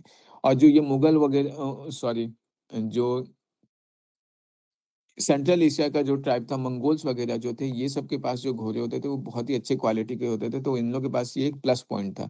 तो इसलिए भी मतलब ये भी एक रीज़न था कि क्यों मतलब खुरासान को सब कोई कैप्चर करना चाहता था, क्योंकि यहाँ पे जो घोड़े होते थे, वो बहुत ही अच्छे क्वालिटी के मिलते थे। तो वो घोड़े अगर इंडियन मिलिट्री में आते, तो कहीं न कहीं इंडियन मिलिट्री को बहुत ही ज़्यादा स्ट्रेंथ प्रोवाइड करते। क्लियर है? तो ये जो कराची एक्सपेडिशन था, जो अभी हम लोग देख रहे थे कि यहाँ पे चाइना एक्सपेडिशन को रोकने के लिए, उसमें क्या होता है, यहाँ के जो कुमाऊँ हिमालय वाला रीजन जो होता है, यहाँ पे गोरिल्ला वॉरफेयर होता है, और इससे मतलब मोहम्मद बिन तुगलक को भागना पड़ता है, क्योंकि इसके लिए वो प्रिपेयर नहीं थे। तो ये एक्सपेडिशन भी फेल हो जाता है। मतलब एक तरीके से राजा बनने के बाद कोई भी इसका डिसीज़न सही हो नहीं रहा था। क्लियर है? तो अब क्या देखने को मिलता है कि इकोनॉमी जो है वो तो बहुत ज़्यादा लॉस हो चुका है। जितना मेहनत मतलब अलाउद्दीन खिलजी, बलबन और ये गयासुद्दीन तुगलक वग़ैरह करके गए थे, वो सारा पैसा ये एक बार में मिट्टी में मिला दिया। क्लियर है? अब ऐसा होता है कि अब इसको चाहिए पैसे का ज़रूरत है। अब वो पैसों को कहाँ से लाए? तो उसने क्या किया जो दोआब वाला रीजन है, ये दोआब वाले रीजन में बहुत ही हेवी टैक्स लगाता है। क्यों? क्योंकि इसके पास पैसे तो है नहीं, पैसे साम्राज्य का जो भी पैसा वो तो खत्म कर दे रहा है। तो बहुत हेवी टैक्सेशन लगाता है। अब जब बहुत ज़्यादा हेवी टैक्सेशन लगाता है, किसान के पास उतना तो कैसे देंगे वो? पे नहीं कर पाते, जब पे नहीं कर पाते तो फिर ये जो है वो बहुत ही स्ट्रिक्ट एक्शन लेता है किसानों के अगेंस्ट। फार्मर्स जो हैं वो रिटेलिएट करते हैं, रिवोल्ट करते हैं, तो उस रिवोल्ट को जो है मोहम्मद बिन तुगलक बहुत ही मतलब नहीं होता है क्रुएलिटी से मतलब सप्रेस करता है। और उसकी वजह से क्या होता है बाद में इसको रियलाइज़ होता है कि ये बहुत ज़्यादा हो गया, तो फिर वो मतलब अपना मिस्टेक को एडमिट करता है। और फिर सोचता है कि एग्रीकल्चर में अब कुछ रिफॉर्म लाना पड़ेगा तभी किसान जो है उसको ज़्यादा टैक्स देंगे। तो वो 2 इम्पोर्टेंट रिफॉर्म इंट्रोड्यूस करता है जो एग्ज़ामिनेशन पर्सपेक्टिव से बहुत इम्पोर्टेंट है। एक है तकव्वी लोन्स, जैसे अभी होता है ना एग्रीकल्चरल लोन्स दिया जाता है किसानों को कि आप खेती करो, अगर खेती को और ज़्यादा एक्सपैंड करना है या इन्वेस्टमेंट करना है तो उसके लिए एग्रीकल्चरल लोन। तो वही तकव्वी लोन्स जो था वो कुछ नहीं था, ये सिंपल और सिंपल एग्रीकल्चरल लोन था। क्लियर है? उसके बाद फिर क्या था एक सेपरेट डिपार्टमेंट का गठन करता है ये, जिसका नाम था दीवाने आमिर कोही। ये भी इम्पोर्टेंट डिपार्टमेंट है। ध्यान में रखना ये जो दीवाने आमिर कोही डिपार्टमेंट था, इसका मेन पर्पस ही यही था कि जो भी पीसेंट्स वगैरह हैं उनको कल्टीवेशन वगैरह में हेल्प किया जाए। तो ये जो है ये हम लोग देखते हैं मोहम्मद बिन तुगलक का जितना भी मतलब वो स्टेप होता है कुछ अच्छा करने का, कुछ भी अच्छा ऐसा होता नहीं है। क्लियर है? फिर मैंने बताया जैसा कि मोहम्मद बिन तुगलक जो है वो दिल्ली सल्तनत का इकलौता ऐसा सुल्तान था जो इतना ज़्यादा पढ़ा लिखा था, मतलब चाहे मैथ्स हो, मेडिसिन हो, एस्ट्रोनॉमी हो, फिलॉसफी हो, क्लियर है, लिटरेसी हो, रिलीजन के बारे में हो, इन सब के बारे में इसको बहुत ही ज़्यादा महारत हासिल था। इवन ये जो था वो बहुत ही टॉलरेंट किंग था, मतलब कोई भी कट्टरवादी ऐसा कुछ इसमें नहीं था। इवन ये जो था ये पहला ऐसा शासक था जो हिंदूज़ वगैरह का जो होली होता है, ये होली को सेलिब्रेट करता था सबके साथ। क्लियर है? ये जो है इसके टाइम पे ये फॉरेन ट्रैवलर होते हैं। फॉरेन ट्रैवलर्स ध्यान में रखना ये सब इम्पोर्टेंट होता है। एग्ज़ाम में क्वेश्चन पूछ लिया जाता है कि इब्न बतूता जो है वो किसके टाइम पीरियड पे आए थे, या मैच द फॉलोइंग में पूछ लेगा कि इब्न बतूता दे दिया, फाहियान दे दिया, हुएन सांग दे दिया। मतलब इस टाइप का या ट्रैवेनियर दे दिया और मैच द फॉलोइंग टाइप का इस टाइप का दे देता है। तो फॉरेन फॉरेन ट्रैवलर्स वगैरह का नाम पता होना चाहिए इम्पोर्टेंट थीम एरियाज़ में। जैसे मैंने बताया ना मेडिवल हिस्ट्री में टर्मिनोलॉजीज़ वगैरह हो गया या फिर जो छोटे-छोटे डायनेस्टीज़ हैं उनका क्रोनोलॉजी हो गया, मतलब छोटे-छोटे डायनेस्टी का लोकेशन हो गया, क्लियर है? पुराने सिटीज़ जो हैं वो पुराने सिटीज़ का नाम हो गया, फॉरेन ट्रैवलर्स हो गया, फिर यहाँ का आर्ट एंड कल्चर वगैरह हो गया। ये सब जो है ये सब थीम है, क्वेश्चन्स ये सब एरिया से आते हैं, तो इन सारे एरियाज़ को ध्यान में रखना, क्लियर है? तो वैसे ही इब्न बतूता जो है ये इसके टाइम में आता है और ये आता है इसके पीरियड में काफ़ी टाइम बिताता है। ये एक बुक लिखता है जिसका नाम होता है सफ़रनामा रहला या फिर इसको किताबुल रिहाला भी बोलते हैं। क्लियर है? फिर हम लोग देखते हैं क्या कि ये मोहम्मद बिन तुगलक जो था ये तो मतलब इसके टाइम में हम लोग क्या देखते हैं कि ये साउथ इंडिया में ऐसा कैप्चर तो कर लिया था। लेकिन उसके बाद जब ये राजा बनता है तो कभी ये खुरासान एक्सपीडिशन में बिज़ी हो जाता है, कभी कुराचिल में हो जाता है। एक तो दूसरा ये है कि इतने बड़े एम्पायर को सँभालने के लिए एक बहुत ही बड़ा आर्मी चाहिए और वो आर्मी जो है वो मेंटेन करने के लिए बहुत ही ज़्यादा पैसा चाहिए, टैक्स कलेक्शन बहुत होना चाहिए। इसके टाइम में हम लोग क्या देखें, टैक्स का कलेक्शन उतना हो पा रहा है क्या? नहीं हो पा रहा और जो टैक्स का कलेक्शन हुआ भी था, वो सारे पैसों को इसने क्या किया, बर्बाद कर दिया अपने एक्सपेरिमेंट्स में। तो जिसकी वजह से क्या होगा, आर्मी उसका कमज़ोर पड़ेगा। अगर आर्मी कमज़ोर पड़ेगा, तो इतने बड़े एम्पायर को सँभालना भी आसान नहीं होगा। तो अब क्या होगा, बहुत सारे छोटे-छोटे एम्पायर वापस अपने आप को आज़ाद घोषित करना स्टार्ट कर देंगे। तो जो एम्पायर्स होते हैं, वो क्या होते हैं? एम्पायर्स वापस इंडिपेंडेंट होना स्टार्ट हो जाते हैं। वही यहाँ पे लिखा हुआ भी है कि Muhammad bin Tughlaq reigns witness rebellion by nobles and provincial governor, कि जो नोबल्स थे, जो मंत्री लोग थे, जो प्रोविंशियल गवर्नर थे, जैसे मान लो कोई मदुरई का प्रोविंशियल गवर्नर है, कोई दौलताबाद का है, ये सब अपने आप को आज़ाद घोषित करना स्टार्ट कर देते हैं। क्लियर है? तो वही है कि जो मतलब पूरा एम्पायर को कंसोलिडेट किया गया था, वो पूरा एम्पायर वापस क्या होता है, टूटना स्टार्ट हो जाता है, बिखरना स्टार्ट हो जाता है। तो ये सब जो है ये हम लोग देखते हैं, किसके टाइम का स्टोरी, ये सारा जो है ये हम लोग मोहम्मद बिन तुगलक के टाइम का स्टोरी देखते हैं। अब यहाँ से देखो कुछ-कुछ चीज़ जो ध्यान में रखने वाला बात है। मोहम्मद बिन तुगलक के टाइम में हम लोग क्या देखें, इकोनॉमी अभी कैसा है, क्योंकि अगर रिलेट कर पाओगे ना, स्टोरी ध्यान में रहेगा तो हिस्ट्री जो है वो बहुत आसान हो जाता है। अभी हम लोग मोहम्मद बिन तुगलक के टाइम में क्या देखे, इकोनॉमी अभी वीक हो चुका है, क्लियर है? इकोनॉमी वीक हो चुका है और दूसरा क्या है, जो नोबल्स हैं, ये नोबल्स भी वापस पावरफुल होना स्टार्ट हो जाते हैं। क्यों? क्योंकि ये जो है मतलब नोबल्स या गवर्नर वगैरह बोल सको, क्लियर है? ये गवर्नर्स वगैरह वापस पावरफुल होना स्टार्ट हो जाते हैं। रीज़न मैंने बताया कि मतलब अब कैश में सैलरी नहीं दे पाएगा या बहुत सारा दिक्कत वगैरह होगा। या फिर मतलब ये जो है जो नोबल्स वगैरह हैं मतलब ये एडमिनिस्ट्रेशन ही सँभाल भी नहीं पा रहा है अच्छे से, आर्मी पूरा इतना बड़ा उसका नहीं था मोहम्मद बिन तुगलक का कि पूरे ऑल ओवर इंडिया को कंट्रोल कर सके। तो नोबल्स वगैरह बहुत ज़्यादा पावरफुल हो चुके हैं। तो अभी ध्यान में रखना है कि नोबल्स बहुत पावरफुल हो चुके हैं मोहम्मद बिन तुगलक के टाइम में। और अब जो है नोबल्स ही, जब मोहम्मद बिन तुगलक का डेथ होगा तो उसके बाद अब जो नया किंग बनता है उसको नोबल्स लोग ही डिसाइड करते हैं, नोबल्स लोग ही बनाते हैं अगला किंग किसको, फिरोज शाह तुगलक को। और ये जो नोबल्स थे, इन नोबल्स में मेजॉरिटी कौन लोग थे, उल्लेमास लोग थे। उल्लेमास के बारे में मैंने फर्स्ट लेक्चर में बताया था कि उल्लेमास कौन थे। जैसे हिंदुइज्म में पुजारी होते हैं ना, और ये ऑर्थोडॉक्स पुजारी थे, किसमें, मुस्लिम्स वगैरह में थे, क्लियर है? अब देखो जो ये उलेमाज़ होंगे, ये अगर किसी को चुन रहे कि तुम राजा बनो, तो वो कैसा राजा चुनेंगे? वो वैसा राजा चुनेंगे जो इस्लाम धर्म का प्रचार-प्रसार करे, क्लियर है? जो थोड़ा कट्टरवादी हो। तो बिल्कुल वैसा ही अभी हम लोग को देखने को मिलेगा कि ये फिरोज़ शाह तुगलक जो है, एक तरीके से जो हम लोग बोलते हैं ना कि जो रियल क्रुएलिटी है, मतलब जो हिंदू-मुस्लिम वाला क्रुएलिटी है, ये पहली बार देखने को मिलता ही है फिरोज़ शाह तुगलक के टाइम में, क्लियर है? ये जो है मतलब ये जो फिरोज़ शाह तुगलक था, ये क्योंकि इसे बनाने वाले जो नोबल्स थे, वो उल्लेमास थे काफ़ी सारे, तो उसकी वजह से ये वही काम करता था जो नोबल्स बोलते थे, क्लियर है? इवन ये क्या करता है, अब नोबल्स, क्योंकि नोबल्स लोग इसको बनाया, तो ये क्या करेगा, नोबल्स के हक में काम करेगा। तो जो मैंने बताया ना, जो इक्तादारी सिस्टम है, ये इक्तादारी सिस्टम में क्या था कि मतलब लैंड ग्रांट्स, सैलरी की जगह क्या दिया जाता था, लैंड ग्रांट्स दिया जाता था, क्लियर है? क्यों? क्योंकि सेंट्रल गवर्नमेंट के पास पैसे नहीं थे सैलरी देने के लिए। तो अब क्या होगा, नोबल्स लोग को वापस, क्योंकि मोहम्मद बिन तुगलक क्या किया, वो तो सारे पैसे खत्म कर दिया, बर्बाद कर दिया। तो अब फिरोज़ शाह तुगलक के टाइम में क्या होगा, नोबल्स को वापस अब कैश नहीं दिया जाएगा। क्यों? क्योंकि कैश देने के लिए पैसे नहीं है। तो वापस अब नोबल्स को क्या होगा, इक्तादारी मतलब इक्तास दिया जाएगा, प्रोविंस वगैरह दिया जाएगा, क्लियर है? लैंड ग्रांट्स दिया जाएगा। तो जो रिवाइवल ऑफ इक्तादारी है, इक्ताज़ है, वो सिस्टम वापस रिवाइव करेगा। और दूसरा क्या है कि हम लोग देखे थे इल्तुतमिश जो था, इक्तादारी सिस्टम जो बनाया था, उसमें क्या किया था, इक्ताज़ का पोस्ट हेरिडिटरी नहीं होता था। मतलब ऐसा नहीं कि गवर्नर का बेटा गवर्नर बनेगा। वो मतलब जो योग्य होता था, उसको बनाया जाता था, या ज़मींदार का बेटा, इसको ज़मींदार नहीं बनाया जाता था, इल्तुतमिश जो इक्तादारी सिस्टम लाया था।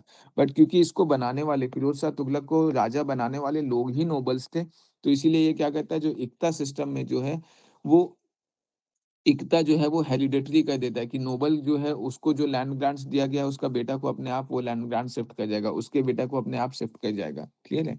तो ये एक तरीके से ये इक्तादारी सिस्टम को हेरिडिटरी कर देता है, ये ध्यान में रखना, है पीटी पर्सपेक्टिव से इम्पोर्टेंट पॉइंट है कि इक्तादारी सिस्टम को हेरिडिटरी किसने करा था, क्लियर है?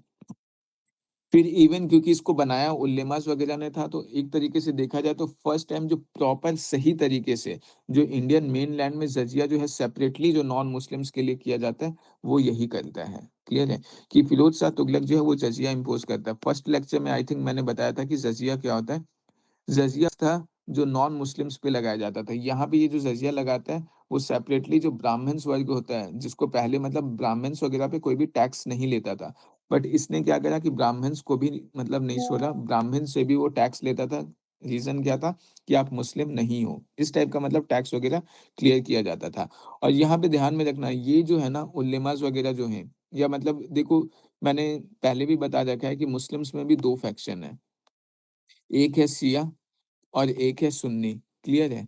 ये दोनों जो हैं एक-दूसरे के कट्टर दुश्मन हैं। इंडिया में अगर देखा जाए तो हैदराबाद वाला रीजन वगैरह जो है, या महाराष्ट्र के कुछ रीजन वगैरह जो है यहाँ पे शिया मुस्लिम्स पाए जाते हैं। बाकी जो रेस्ट ऑफ इंडिया मेजॉरिटी जो इंडिया में पाए जाते हैं ना वो सुन्नी मुस्लिम्स पाए जाते हैं। जो दिल्ली सल्तनत है, उसके बाद फिर जो मुगल बादशाह अकबर वगैरह ये सब थे, ये सब के सब सुन्नी रूलर्स थे। इन लोग दोनों में हिस्टोरिकली कभी भी नहीं बनता है। मतलब जितना भी अगर हम लोग सेंट्रल एशिया का कंट्रीज वगैरह देखेंगे ना, कि जैसे ये पाकिस्तान है, तो ये पाकिस्तान क्या है, सुन्नी कंट्री है, क्लियर है। ये हम लोग जो अगर देखेंगे, ये इराक है, एक शिया होगा, एक सुन्नी होगा, क्लियर है, इस टाइप का। जैसे ये सऊदी अरेबिया है, ये सऊदी अरेबिया क्या है, ये हमारा सुन्नी है, तो ये इराक क्या है, ये शिया है। इस टाइप का मतलब क्या, शिया सुन्नी में बल्टा बटा हुआ है। इधर अगर शिया का पॉपुलेशन है तो ये वाली कंट्री में सुन्नी का, मतलब कुछ इस तरीके से है। तो इसलिए ये सारे कंट्रीज जितने भी हैं, इन सब कंट्रीज में आपस में बहुत ज्यादा झगड़ा वगैरह चलते रहता है, शिया सुन्नी को लेकर के। समझ में आ रहा है? तो बिल्कुल वैसे ही है कि यहाँ पे ये क्या होता है कि ये जो नोबल्स वगैरह होते थे, ये मतलब सियाज वगैरह लोगों को भी उतना ज़्यादा पसंद नहीं करते थे। तो इसीलिए यहाँ पे क्या होता है कि जो इनटॉलरेंस था, असहिष्णुता जो था, वो केवल हिंदूज़ के अगेंस्ट ही नहीं था, वो शिया मुस्लिम्स के अगेंस्ट भी था। इवन जो सूफीज़ थे, जिनका मतलब धर्म से ऐसा कोई ख़ास लेना-देना नहीं था, ये तो मतलब वर्ल्ड पीस का बात करते थे, विश्व शांति का बात करते थे, भाईचारा का बात करते थे। तो ये जो था फिरोज़ शाह तुगलक, ये सूफीज़ के अगेंस्ट भी इंटॉलरेंट था। ये तो कुछ इसका नेगेटिव साइड था, बट अगर फिरोज शाह तुगलक का पॉजिटिव साइड देखें तो ये पॉजिटिव साइड भी इसका बहुत अच्छा था। इसने बहुत सारा काम भी करा। इवन अगर देखा जाए तो इंडिया में जो फादर ऑफ इरिगेशन जो है, ये इसी फिरोज शाह तुगलक को कहा जाता है, फादर ऑफ इरिगेशन। क्यों? क्योंकि इसने इरिगेशन पे, जो सिंचाई व्यवस्था है, उस पे बहुत ही ज्यादा काम करा था। क्लियर है? बहुत सारे कैनाल्स बनाए थे, बहुत सारा कुआं वगैरह बनाया था, ताकि ज्यादा से ज्यादा खेती हो सके। इवन इसने मतलब एक इरिगेशन टैक्स इंट्रोड्यूस किया था, कि मतलब हर किसी को जो है एक इरिगेशन टैक्स अलग से देना पड़ता था, कि जितना भी वो प्रोड्यूस कर रहे, जितना भी उनका उत्पादन हो रहा है, उसका 10% जो है वो इरिगेशन टैक्स में जाता था, जिसका नाम था हक ए शर्ब। क्लियर है? ये हक ए शर्ब, जो ये 10% जो इरिगेशन टैक्स होता था, इस 10% का इस्तेमाल कहाँ पे होता था, तो कैनाल्स वगैरह बनाने में, कुआं वगैरह बनाने में, इन चीजों में इस टैक्स का इस्तेमाल होता था। इवन जो फिरोज़ शाह तुगलक है, ये कारखानाज़ वग़ैरह बनाया था। इन कारखानाज़ में क्या होता था, पहले जो भी स्लेव्स वग़ैरह हैं, स्लेव्स, एक तो स्लेव्स होते थे जो नॉर्मल मार्केट से खरीदे गए, और कुछ स्लेव्स ऐसे होते थे जैसे युद्ध में सामने वाला, मतलब मान लो ए जो है वो बी से लड़ रहा है, बी हार गया, तो बी के जो सोल्जर्स को जो बंदी बनाया गया, तो उसको ए क्या करता था, उन सबको अब जेल में कैदी बना के, स्लेव्स बना के रखता था। तो उनके लिए फिरोज शाह तुगलक क्या करता है, उन कैदियों से, उन स्लेव से क्या करता है, उन लोग को मतलब सोचता है इनका जितना से जितना हम लोग कुछ फ़ायदा निकाल सके वो कर सकते हैं। तो इन लोग को मतलब नौकरी वग़ैरह, मतलब स्किल सिखाता है, और उन लोग को मतलब कुछ ना कुछ काम करवाता है। क्लियर है? तो ये सब काम करने का कोशिश करता है। इवन मतलब देखो, दीवाने बंदगान जो है, ये भी फेमस है। ये दीवाने बंदगान जो है, एक सेपरेट डिपार्टमेंट बनाया जाता है स्लेव्स के लिए। क्लियर है? लगभग 1,80,000 स्लेव्स थे। उन लोग को रॉयल फैक्ट्रीज वगैरह में काम करने दिया जाता था। क्लियर है? मतलब कुछ ना कुछ ऐसा स्लेव्स का जो हम काम निकाला जा सकता है, वो करने का कोशिश किया जाता है। फिरोज शाह तुगलक जो है वो लगभग 300 नया शहर बनाता है। नया शहर बनाना मतलब क्या, वहाँ पे मार्केट का एस्टेब्लिशमेंट करना, ऑफिसेज वगैरह बनाना, घर वगैरह बनाना, मतलब इस टाइप का। 300 लगभग नया शहर बनवाता है, जिसमें कुछ फेमस शहर जो है वो फिरोजाबाद, जो आज का फिरोज शाह कोटला स्टेडियम, ध्यान होगा अगर कोई क्रिकेट फॉलो करते हैं तो। फिरोज़ाबाद बनाता है, हरियाणा का जो हिसार शहर है, पंजाब का फिरोजपुर, उत्तर प्रदेश का जौनपुर फ़ेमस है, गुजरात का जूनागढ़, ये सारा शहर जो है, ये सारा का सारा शहर कौन बनाता है? फिरोज़ शाह तुगलक बनवाता है। इसको जो है, ये फिरोज़ शाह तुगलक जो था ना, इसको एंशिएंट हिस्ट्री से मतलब इसको पास्ट से जो आर्कियोलॉजी होता है, उससे बहुत ही ज़्यादा प्यार था। तो इसीलिए ये क्या कहता है, अशोकन पिलर इंस्क्रिप्शन वगैरह जो है, उसको वापस मतलब जो है हरियाणा वाला का तोपरा रीजन में मंगवाता है, मेरठ वगैरह रीजन से, मतलब तो हरियाणा का जो तोपरा रीजन में मतलब जो अशोकन पिलर मिलता है, यूपी का मेरठ रीजन में जो मिलता है, ये सबको दिल्ली वगैरह में मंगवाता है, वहाँ पे रखवाता है। जमा मस्जिद हो गया, कुतुब मीनार हो गया, इन सब का रिपेयर भी करवाता है। इवन हम लोग पढ़ते हैं कि जो कुतुब मीनार है, इसका जो 5th फ्लोर है, वो 5th फ्लोर जो है वो यही बनवाया था, फिरोज शाह तुगलक ही बनवाया था। तो ये जो फिरोज शाह तुगलक है, ये आर्कियोलॉजी वगैरह को जो है उसको प्रिवेंट करने में, उन चीज़ों पे बहुत ज़्यादा काम करता है। क्लियर है? फिर ऑर्फन्स और विडोज़ के लिए भी बहुत काम करता है, जैसे एक सेपरेट डिपार्टमेंट बनाता है, दीवाने खैरियत। इसमें क्या होता है, जो भी पुअर मुस्लिम वुमेन्स वगैरह होती थी, उन लोग को जो दहेज में पैसा देने का नहीं होता था, तो उन लोग को दहेज के लिए वो पैसा देता था। उसके बाद फिर जो ऑर्फन्स वगैरह हैं, विडोज़ वगैरह हैं, उन लोग को सपोर्ट प्रोवाइड करता था ये दीवाने खैरियत जो ऑर्गेनाइज़ेशन था, ऑफ़िस था, क्लियर है? फिर एक और दर उल शिफ़ा, ये जो है इसका मतलब ये एक बॉडी का गठन किया जाता है। ये इसका काम क्या था, ये जो है फ्री हॉस्पिटल्स वगैरह प्रोवाइड करता था, मतलब बनाता था, जहाँ पे लोगों को फ्री में दवाइयाँ दिया जाता था, फ्री में ट्रीटमेंट दिया जाता था, फ्री में खाना प्रोवाइड किया जाता था। ये फ्री हॉस्पिटल्स को शिफ़ा खाना बोलते थे, क्लियर है? फिरोज़ शाह तुगलक के टाइम में कुछ फ़ेमस स्कॉलर्स जो उसके कोर्ट में दरबार में थे, वो थे बरानी, क्लियर है? जिसने तारीख़ फिरोज़ शाही लिखा था और फ़तवा ए जहांदरी लिखा था, क्लियर है? एक और इसके दरबार में फ़ेमस जो थे, वो थे ख्वाजा अब्दुल मलिक इस्लामी, जिन्होंने फुतह उस सुल्तानी लिखा था। देखो, ये बहुत ज़्यादा इम्पोर्टेंट नहीं है। इस टाइप का क्वेश्चन जो है ना, मतलब ये पूछा जा सकता है बरानी किसके कोर्ट में थे, बट इन्होंने ये जो बुक्स वगैरह लिखा है मेडिवल इंडिया में, मैंने बताया ना कि जो लिटरेचर है, ये लिटरेचर मेनली एंशिएंट इंडिया का लिटरेचर बहुत ज़्यादा इम्पोर्टेंट होता है, और जो लिटरेचर है वो हमारा मॉडर्न इंडिया का इम्पोर्टेंट है। ये जो इस टाइप का जो बुक्स है ना, तारीख़ फिरोज़ शाही, फ़तवा-ए ज़ाहिरी, ये सब बुक्स जो मेडिवल इंडिया का है, इन सब पे आज तक यूपीएससी में कोई क्वेश्चन्स नहीं आया है। तो ये मैंने लिखने को लिख दिया, पढ़ना होगा, एक बार पढ़ लेना एग्ज़ाम से पहले। मैं ये तो गारंटी नहीं कर सकता कि आ ही नहीं सकता। आने का चांसेस बहुत कम है, क्योंकि कभी आया नहीं है। तो ज़्यादा इन चीज़ों पे फ़ोकस मत करो। इसने फिरोज़ शाह तुगलक ने अपना ऑटोबायोग्राफ़ी लिखा था, जिसका नाम है फुतुहत-ए-फिरोज़ शाही, क्लियर है? तो ये ध्यान में रखना। देखो, अब जब फिरोज़ शाह तुगलक है ना, इसका जब डेथ होता है, तो इसके बाद जो इसके सक्सेसर्स थे, वो सक्सेसर्स बहुत वीक होते हैं। और जब वीक सक्सेसर्स होते हैं, और क्या होता है कि या जो मैंने बताया, सक्सेसर्स वीक हैं, और दूसरा जो यहाँ पे जो तैमूर वंश है, जो मंगोल्स हैं, इनका खतरा लगातार बना हुआ ही था। तो अभी तैमूर वंश क्या करता है, तैमूर जो है वो आकर के यहाँ अटैक कर देते दिल्ली पे। तैमूर यहाँ पे खुरासान के थ्रू दिल्ली में आते हैं, दिल्ली में अटैक करते हैं, पूरा तहस-नहस करते हैं, पूरा लूट-पाट करते हैं, 3 दिन तक वो दिल्ली में स्टे करते हैं, क्लियर है? बहुत ज़्यादा कत्लेआम करते हैं, जो खजाना था ये पूरा तुगलक डायनेस्टी का, वो पूरा खजाना उठा कर के लूट-पाट के सब कुछ ले जाते हैं, क्लियर है?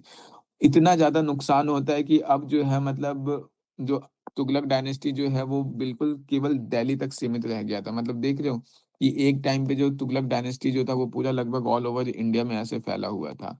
क्लियर है? अब क्या हो गया, ये पूरा का पूरा सिर्फ़ और सिर्फ़ दिल्ली तक सिमट गया, क्योंकि जो तैमूर डायनेस्टी आता है, जो तैमूर वंश आता है, ये आकर के पूरा ही यहाँ पे इतना ज़्यादा लूट-पाट करता है, पूरा तबाह करके चला जाता है, और 3 दिन तक दिल्ली में रहता है, सारा खजाना ले जाता है, सब कुछ ले जाता है। क्लियर है? कुछ बचता नहीं है। मतलब एक तरीके से ये एम्पायर जो था वो अपना आखिरी साँस ले रहा था। क्लियर है? अब देखो, जब ऐसा होगा तो जितने भी नोबल्स थे, ये सारे के सारे नोबल्स क्या होंगे? वो पूरा का पूरा सब आज़ाद हो गए। इवन जो ये तैमूर थे, वो क्या करते हैं, ये जो है मतलब एक पपेट को अपने उनका एक पपेट होता है, कठपुतली होता है, खिज़र खान, इसको जो है गवर्नर, मतलब जो इसको जो है वो दिल्ली का सुल्तान बना के चले जाते हैं, क्लियर है? फिर ये खिज़र खान जो है, ये एक नया डायनेस्टी का नींव रखता है, जिसको बोलते हैं सैयद डायनेस्टी। ये सैयद डायनेस्टी बहुत ही ज़्यादा वीक था, क्यों? क्योंकि सारा पैसा तो तैमूर लेके चला गया, पैसा कुछ बचा ही नहीं, क्लियर है? एम्पायर को चलाने के लिए आर्मी चाहिए, आर्मी को पैसा देना पड़ता है, बिना आर्मी को पैसा दिए नहीं चल सकता एम्पायर। तो ये डायनेस्टी कोई काम का नहीं है एग्ज़ामिनेशन पर्सपेक्टिव से। देख लो कुछ, अगर मैं बता देता हूँ, ये खिज़र खान है, फाउंडर यही था, तैमूर वंश का ये एक तरीके से पपेट था, क्लियर है? ऐसा पपेट था कि इसने कभी सुल्तान का टैग भी नहीं लिया। मतलब ये खुद को बोलता था सर्वेंट ऑफ तैमूर, या फिर जिसको पर्शियन लैंग्वेज में बोला जाता है रायात-ए-अला। क्लियर है? यहाँ पे मैंने लिख लिख चुक रखा है रायात-ए-अला। तो खुद को टैग ही ऐसा दे रहा है, तो इससे क्या एक्सपेक्ट कर सकते हो कि ये क्या रूल करेगा? उसके बाद फिर सारे जो रूलर्स वगैरह आते हैं, सब वैसे ही आते हैं, मुबारक शाह, मोहम्मद शाह, अलाउद्दीन आलम शाह, इन सब के बारे में डिटेल में पढ़े कि ऐसा कोई फ़ायदा नहीं होने वाला है, इसलिए मैं नहीं बता रहा। आज तक कोई क्वेश्चन नहीं आया है, और ना ही मतलब मेरे को लग रहा है कोई चांसेस है आने का ये सब पोर्शन से। क्योंकि ना तो इनका आर्किटेक्चर में कोई ऐसा अचीवमेंट है, ना ही कल्चर में कोई ऐसा अचीवमेंट है, ना सोसाइटी में कोई ऐसा इम्पैक्ट देते हैं, ना ही एडमिनिस्ट्रेशन में इनका इम्पैक्ट है। किसी भी चीज़ में कोई इम्पैक्ट नहीं है। ये बस आया राम गया राम वाला कहानी है इन लोग का। क्लियर है? इन लोग का आखिरी जो है अ मतलब जो भी इन लोग का आखिरी सैयद डायनेस्टी का जो भी आखिरी रूलर होता है उसको बहलोल लोदी जो है वो हरा देते हैं और बहलोल लोदी जो है वो पहला अफ़गान डायनेस्टी का इंडिया में स्थापना करते हैं। देखो अभी हम लोग जो देखे वो क्या देखे, पहले तो एक हम लोग देखे थे किसको, जो ये टर्क से जो लोग आए थे इन लोग, ये सब जो लोग थे, जो मोहम्मद गौरी वगैरह था, जिन लोग स्लेव डायनेस्टी का स्थापना करा। फिर हम लोग देखे थे कि यहाँ पे खिलजी लोग जो थे, जो इंडो टर्क का मिक्स ब्लड थे। उसके बाद फिर तुगलक डायनेस्टी आते हैं। अभी कौन आ रहा है? ये अफ़गान के जो लोग हैं, ये बहलोल लोदी जो है, इन लोग यहाँ के मतलब इन लोग सेटल हुआ होगा, एडमिनिस्ट्रेशन में होगा ये अफ़गानीज़ लोग। इन लोग अब अपना रूल जो है वो एस्टेब्लिश करते हैं और इसमें ही वो है बहलोल लोदी। आगे हम लोग शेरशाह सूरी डायनेस्टी देखेंगे, वो भी अफ़गान रूलर ही था। तो ये जो लोधी डायनेस्टी है, ये कौन है? ये अफ़गानी लोग हैं, जो आज का अफ़गानिस्तान है, वहाँ के लोग हैं इन लोग। इंडिया में आके बसे हुए होंगे और मंत्री वगैरह का इम्पोर्टेंट पोस्ट पर होंगे, तो इन लोग ही जो है अभी जब एम्पायर बहुत वीक होता है, तो बहलोल लोदी जो है, वो इसके जो सक्सेसर्स होंगे, उनको मारते हैं और खुद ही राजा बन जाते हैं और पहले अफ़गान डायनेस्टी का स्थापना करते हैं। ये एम्पायर भी ऐसा कोई ख़ास इम्पैक्ट नहीं छोड़ पाता है। रीज़न सिंपल से यही है कि सिचुएशन बहुत ज़्यादा खराब था। थोड़ा बहुत जो है सिकंदर लोधी और इब्राहिम लोधी सिचुएशन ठीक करने का कोशिश करते हैं, लेकिन उसके बाद बाबर जो है वो आता है उज़्बेकिस्तान से और इन लोग को हराता है और फिर यहाँ पे लोधी डायनेस्टी का भी काम खत्म हो जाता है। थोड़ा बहुत देख लेते हैं यहाँ पे हम लोग, ये जो अफ़गान थे, अफ़गान जो बहलोल लोधी है, ये जो है बहलोल कॉपर कॉइन्स इंट्रोड्यूस करते हैं और ये जो है फिर से कोशिश करता है कि रूल को कंसोलिडेट करने का, बहुत ज़्यादा सक्सेसफुल ये नहीं हो पाता है, क्लियर है? इसके बाद इसका जो सक्सेसर होता है सिकंदर लोधी। ये सिकंदर लोधी जो है मतलब यहाँ पे ध्यान में रखना, ये बहलोल लोधी थोड़ा टॉलरेंट था, बट ये सिकंदर लोधी जो आता है इसके बाद, ये काफ़ी इनटॉलरेंट था। हिंदुइज़्म वगैरह को लेकर के, मुस्लिम्स वगैरह पे काफ़ी इनटॉलरेंट था। जजिया वगैरह पे ये काफ़ी ज़्यादा टैक्स लगाता है, मतलब जजिया वगैरह को वापस बढ़ा देता है, जजिया इम्पोज़ करता है। इवन सिकंदर लोधी के टाइम पे जो है बहुत सारे टेम्पल्स को डिस्ट्रॉय किया जाता है, बहुत सारे टेम्पल्स तोड़ा जाता है। लोगों का प्रॉपर्टी वगैरह छीन लिया जाता है, नोबल्स वगैरह को बहुत ज़्यादा मतलब बहुत ज़्यादा एक टाइप का क्रूअल टाइप ऐसा था, क्लियर है? ये एक अपना खुद का मेज़रमेंट सिस्टम, जैसे अलाउद्दीन खिलजी खुद का एक मेज़रमेंट सिस्टम इंट्रोड्यूस किया था, वैसे ही ये करता है जिसका नाम होता है गज़े सिकंदरी, क्लियर है? जो मतलब रस्सी का एक लंबाई का मतलब जैसे हम लोग बोलते हैं ना मीटर हो गया, सेंटीमीटर हो गया, तो वैसे ही रस्सी का एक फिक्स लंबाई था, जिसको गज़े सिकंदरी बोलते थे, क्लियर है? कहा जाता है ऐसा शायद उसके मतलब हाथों के बराबर ऐसा कोई रोप का ये था। सिकंदर लोधी के बारे में देख लेते हैं। लोधी को देखने से पहले एक मैं बता देता हूँ, ये देखो ये लोधी गार्डन। ये देखो ये किस चीज़ का बना हुआ है, बिल्कुल वो सैंडस्टोन या ब्रिक्स मतलब ब्रिक्स हो गया या स्टोन्स वगैरह हो गया, इसका बना हुआ है। कहाँ इन लोग मार्बल पे पहुँच गए थे। लेकिन अब डायनेस्टी जो है वो क्या हो चुका है, बहुत वीक हो चुका है, तो अब वैसा कुछ भी देखने को नहीं मिलेगा। और ये मैं बता देता हूँ, यहाँ पे मैं गया हुआ हूँ। दिल्ली सल्तनत और मुगल्स का तो लगभग जितना भी वो लोकेशन है मैं सब विज़िट कर चुका हूँ, क्योंकि दिल्ली में रहा हूँ तो। लेकिन यहाँ पे मैं बता देता हूँ, ये जगह जितना देखने में सुंदर लग रहा है, ये कैमरामैन का क्वालिटी है, इतना सुंदर ये जगह है नहीं, क्लियर है? तो इससे नहीं जाना कि यहाँ पे जैसा मैंने अभी बताया कि अगर जो जगह जितना ज़्यादा देखने में या आर्किटेक्चर जहाँ का जितना अच्छा है उस उतना ही अच्छा वहाँ का इकोनॉमी होगा, तो उस चीज़ पे मत जाना, क्लियर है? ये जो है ये लोधी गार्डन है। ये लोधी गार्डन फेमस क्यों है? क्योंकि ये जो डोम होता है, जो मुगल्स के टाइम पे जो डोम देखने को मिलता था, ये डोम जो है इन लोग के टाइम में ऑक्टागोनल डोम देखने को मिलता है, तो इसलिए ये बस फेमस है और कुछ नहीं, क्लियर है? यहाँ पे देखो, सिकंदर लोधी जो था, जितने भी लोधीज़ किंग थे, उनमें सबसे ज़्यादा महान यही था। महान कहना गलत होगा, ये ग्रेटेस्ट कहना गलत होगा, मतलब सबसे ज़्यादा पावरफुल यही था, क्लियर है? किसी भी राजा को ऐसे महान नहीं बोलना चाहिए। इवन यूपीएससी इंटरव्यू में एक बार ऐसा क्वेश्चन भी पूछा गया था। अब आगे आ जाओ, जो मैं बताता हूँ। ये सिकंदर लोधी जो है, ये क्या है, पंजाब से लेकर के बिहार तक फिर से दिल्ली सल्तनत का साम्राज्य को थोड़ा मतलब कैप्चर करने का कोशिश करता है, जो मतलब ये पूरा का पूरा दिल्ली तक सीमित रह गया था। इसका एक्सपेंशन जो है, ये पंजाब से बिहार कुछ ये वाले रीजन तक ऐसा करता है। बहुत बड़ा एम्पायर ऐसा नहीं बनाता है, बट धीरे-धीरे ट्रैक पर वापस आना स्टार्ट होता है। क्लियर है? तो इस टाइप से ये कुछ चलता है, ये काफ़ी अच्छा एक एडमिनिस्ट्रेटर था, बहुत सारे रोड्स ये भी बनाता है, इरिगेशन वगैरह फैसिलिटीज़ पे ये बहुत ज़्यादा काम करता है। देखो हम लोग एक चीज़ बार-बार देख रहे हैं, जितने भी किंग्स आ रहे हैं ना, वो रोड्स पे और इरिगेशन फैसिलिटीज़ पे इन सब पे बहुत ज़्यादा काम कर रहे हैं। रीज़न सिंपल सा ये है कि जितना ज़्यादा इरिगेशन व्यवस्था अच्छा होगा, उतना ज़्यादा एग्रीकल्चरल प्रोड्यूस बढ़ेगा। जितना ज़्यादा एग्रीकल्चरल प्रोड्यूस बढ़ेगा, उतना ज़्यादा गवर्नमेंट को रेवेन्यू जनरेट होगा और उतना ही पावरफुल वो आर्मी खड़ा कर सकते हैं। क्लियर है? रोड जितना ज़्यादा अच्छा होगा, उतना अच्छा ट्रेड और कॉमर्स बढ़ेगा। एक जगह से दूसरे जगह गुड्स और सर्विसेज़ का खरीद-बिक्री उतना अच्छा होगा, लोगों का मार्केट तक एक्सेस होगा। क्लियर है? तो देखो ये कहीं न कहीं जितने भी किंग आ रहे हैं डायरेक्टली, इनडायरेक्टली वो कर क्या रहे हैं, लग तो ऐसा रहा है कि वो इरिगेशन फैसिलिटी पे काम कर रहे हैं, बट पर्पज़ क्या है? इकोनॉमी को स्ट्रेंथन करना, क्लियर है? तो बस यही है। गज़ सिकंदरी यही इंट्रोड्यूस करता है, न्यू मेज़रमेंट था, क्लियर है? मैंने पहले भी बता दिया अभी कि ये काफ़ी ज़्यादा बायकॉट था, कट्टरवादी था, इनटॉलरेंट था नॉन मुस्लिम्स के टुवर्ड्स, क्लियर है? जो अभी का आगरा शहर है, इस आगरा शहर का मतलब फाउंडेशन जो है इसी ने रखा था, सिकंदर लोदी ने रखा था, क्लियर है? और ये जो है पर्शियन भाषा में लिखा करता था गुलरुखी के नाम से। फिर लास्ट जो किंग है, जो फेमस किंग है वो है इब्राहिम लोदी। ये इब्राहिम लोदी जो था वो बहुत ही एरोगेंट था, क्लियर है? अक्सर नोबल्स वगैरह को बहुत ही ज़्यादा इंसल्ट किया जाता था और अगर कोई नोबल वगैरह, मंत्री वगैरह उसके विरोध में कुछ बोलता था या कुछ भी ऐसा काम करता था, तो सीधा उसको जान से मरवा देता था। दौलत खान लोधी जो है वो मतलब गवर्नर होता है पंजाब का, इब्राहिम लोधी जो है ये दौलत खान लोधी का बहुत बुरी तरह से इंसल्ट करता है। तो दौलत खान लोधी सोचता है कि रुको मतलब वो जो है वो बाबर जो उज़्बेकिस्तान में बैठा हुआ था, बाबर को इनवाइट करता है। यहाँ पे अगर हम लोग मैप में देखें, तो ये उज़्बेकिस्तान वाले रीजन में इधर बाबर बैठा हुआ था। यहाँ पे पंजाब का गवर्नर जो था वो दौलत खान लोधी था। दिल्ली में जो है वो इब्राहिम लोधी है। दौलत खान लोधी को अपने दरबार में इब्राहिम लोधी जो है वो बहुत बुरी तरीके से बेइज़्ज़ती करता है। दौलत खान लोधी जो है वो सोचता है बदला लेने के लिए अब क्या करे? तो वो बाबर को इनवाइट करता है कि आओ और आकर के इब्राहिम लोधी पे हमला करो। क्लियर है? दौलत खान लोधी को ये लगा था कि बाबर आएगा, इब्राहिम लोधी को हराएगा और जैसे तैमूर आके लूट-पाट करके वापस चला गया था, वैसे ये चला जाएगा और दौलत खान लोधी जो है यहाँ का राजा बन जाएगा।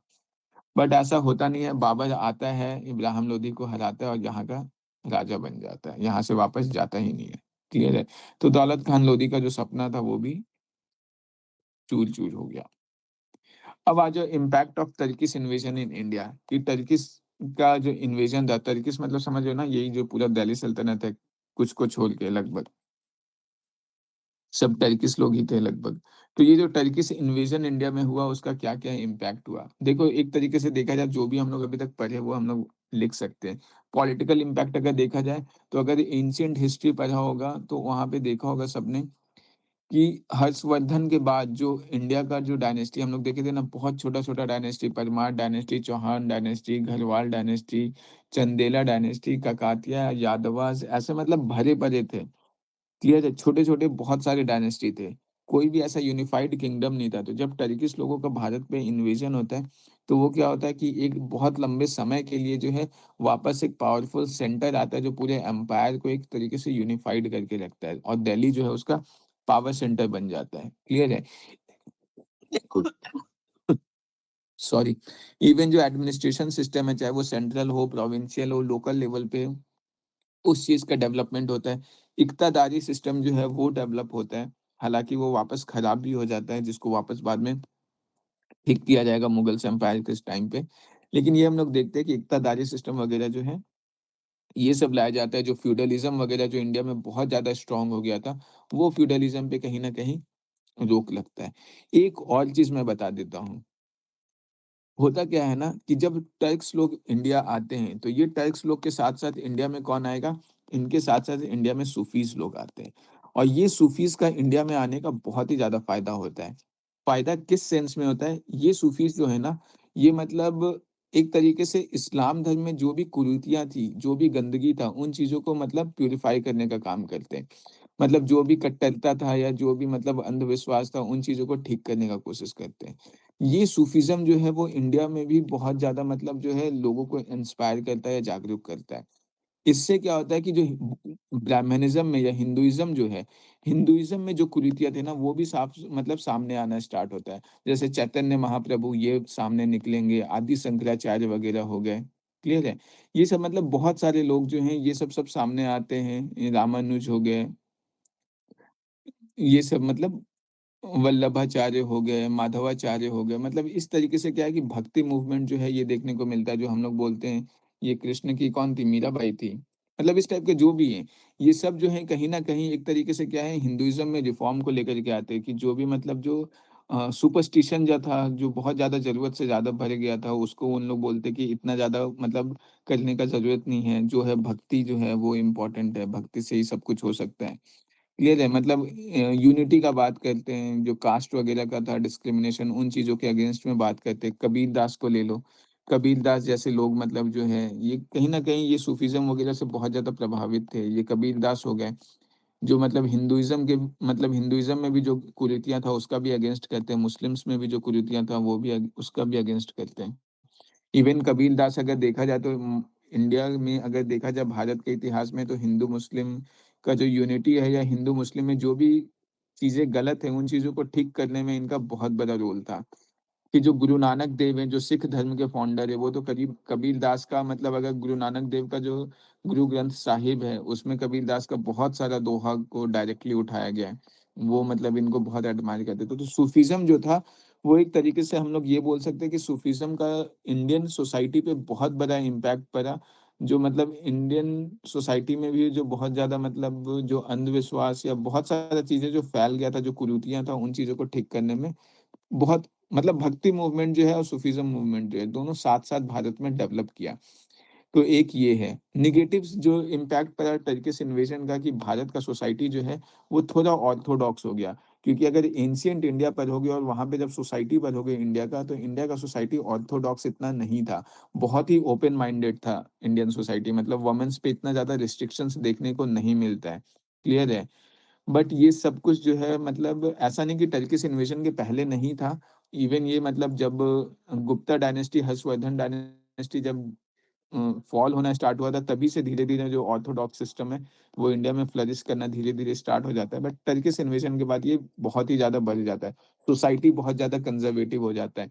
इवन अगर मतलब देखोगे जो टेम्पल्स वगैरह का जो स्टैच्यूज़ वगैरह होता है, तो वैसे टेम्पल्स को विज़िट करो जो आज से 1000 साल पहले या मतलब 2000 साल पहले 2000 तो बोलना गलत होगा बट गुप्ताज़ वगैरह के टाइम या 1500 त ईस्वीज़ में या मौर्यस वगैरह के टाइम बने हैं, कनिष्का वगैरह के टाइम बने हैं, तो वो जाके के टेम्पल्स देखोगे तो देखने को मिलेगा कि जो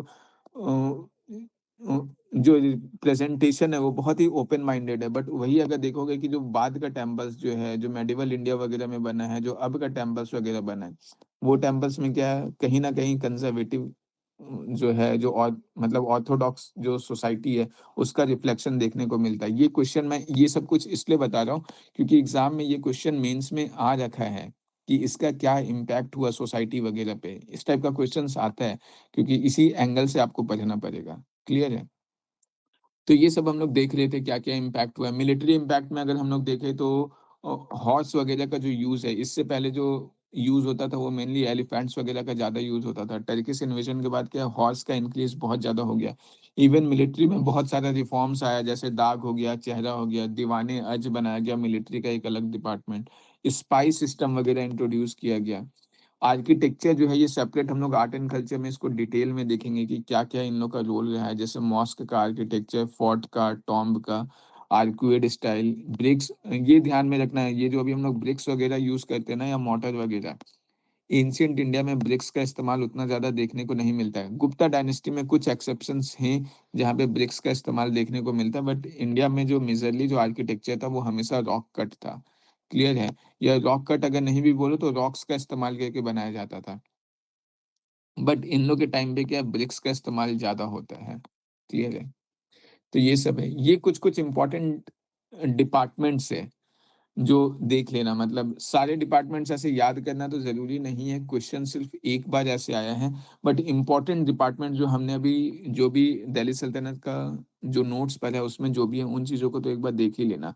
जैसे हमने जो है दीवान-ए-अर्ज़ को देखा है, बंदगान को देखा है स्लेव्स वाला, उसके बाद फिर हमने दीवान-ए-मुस्तखराज को देखा है, दीवान-ए-कोही को देखा है। ये सब जो है एक बार देख लेना, ऐसा भी नहीं है कि बिल्कुल इम्पोर्टेंट नहीं है, क्योंकि क्वेश्चन एक बार आ रखा है तो बस एक बार पढ़ लेना।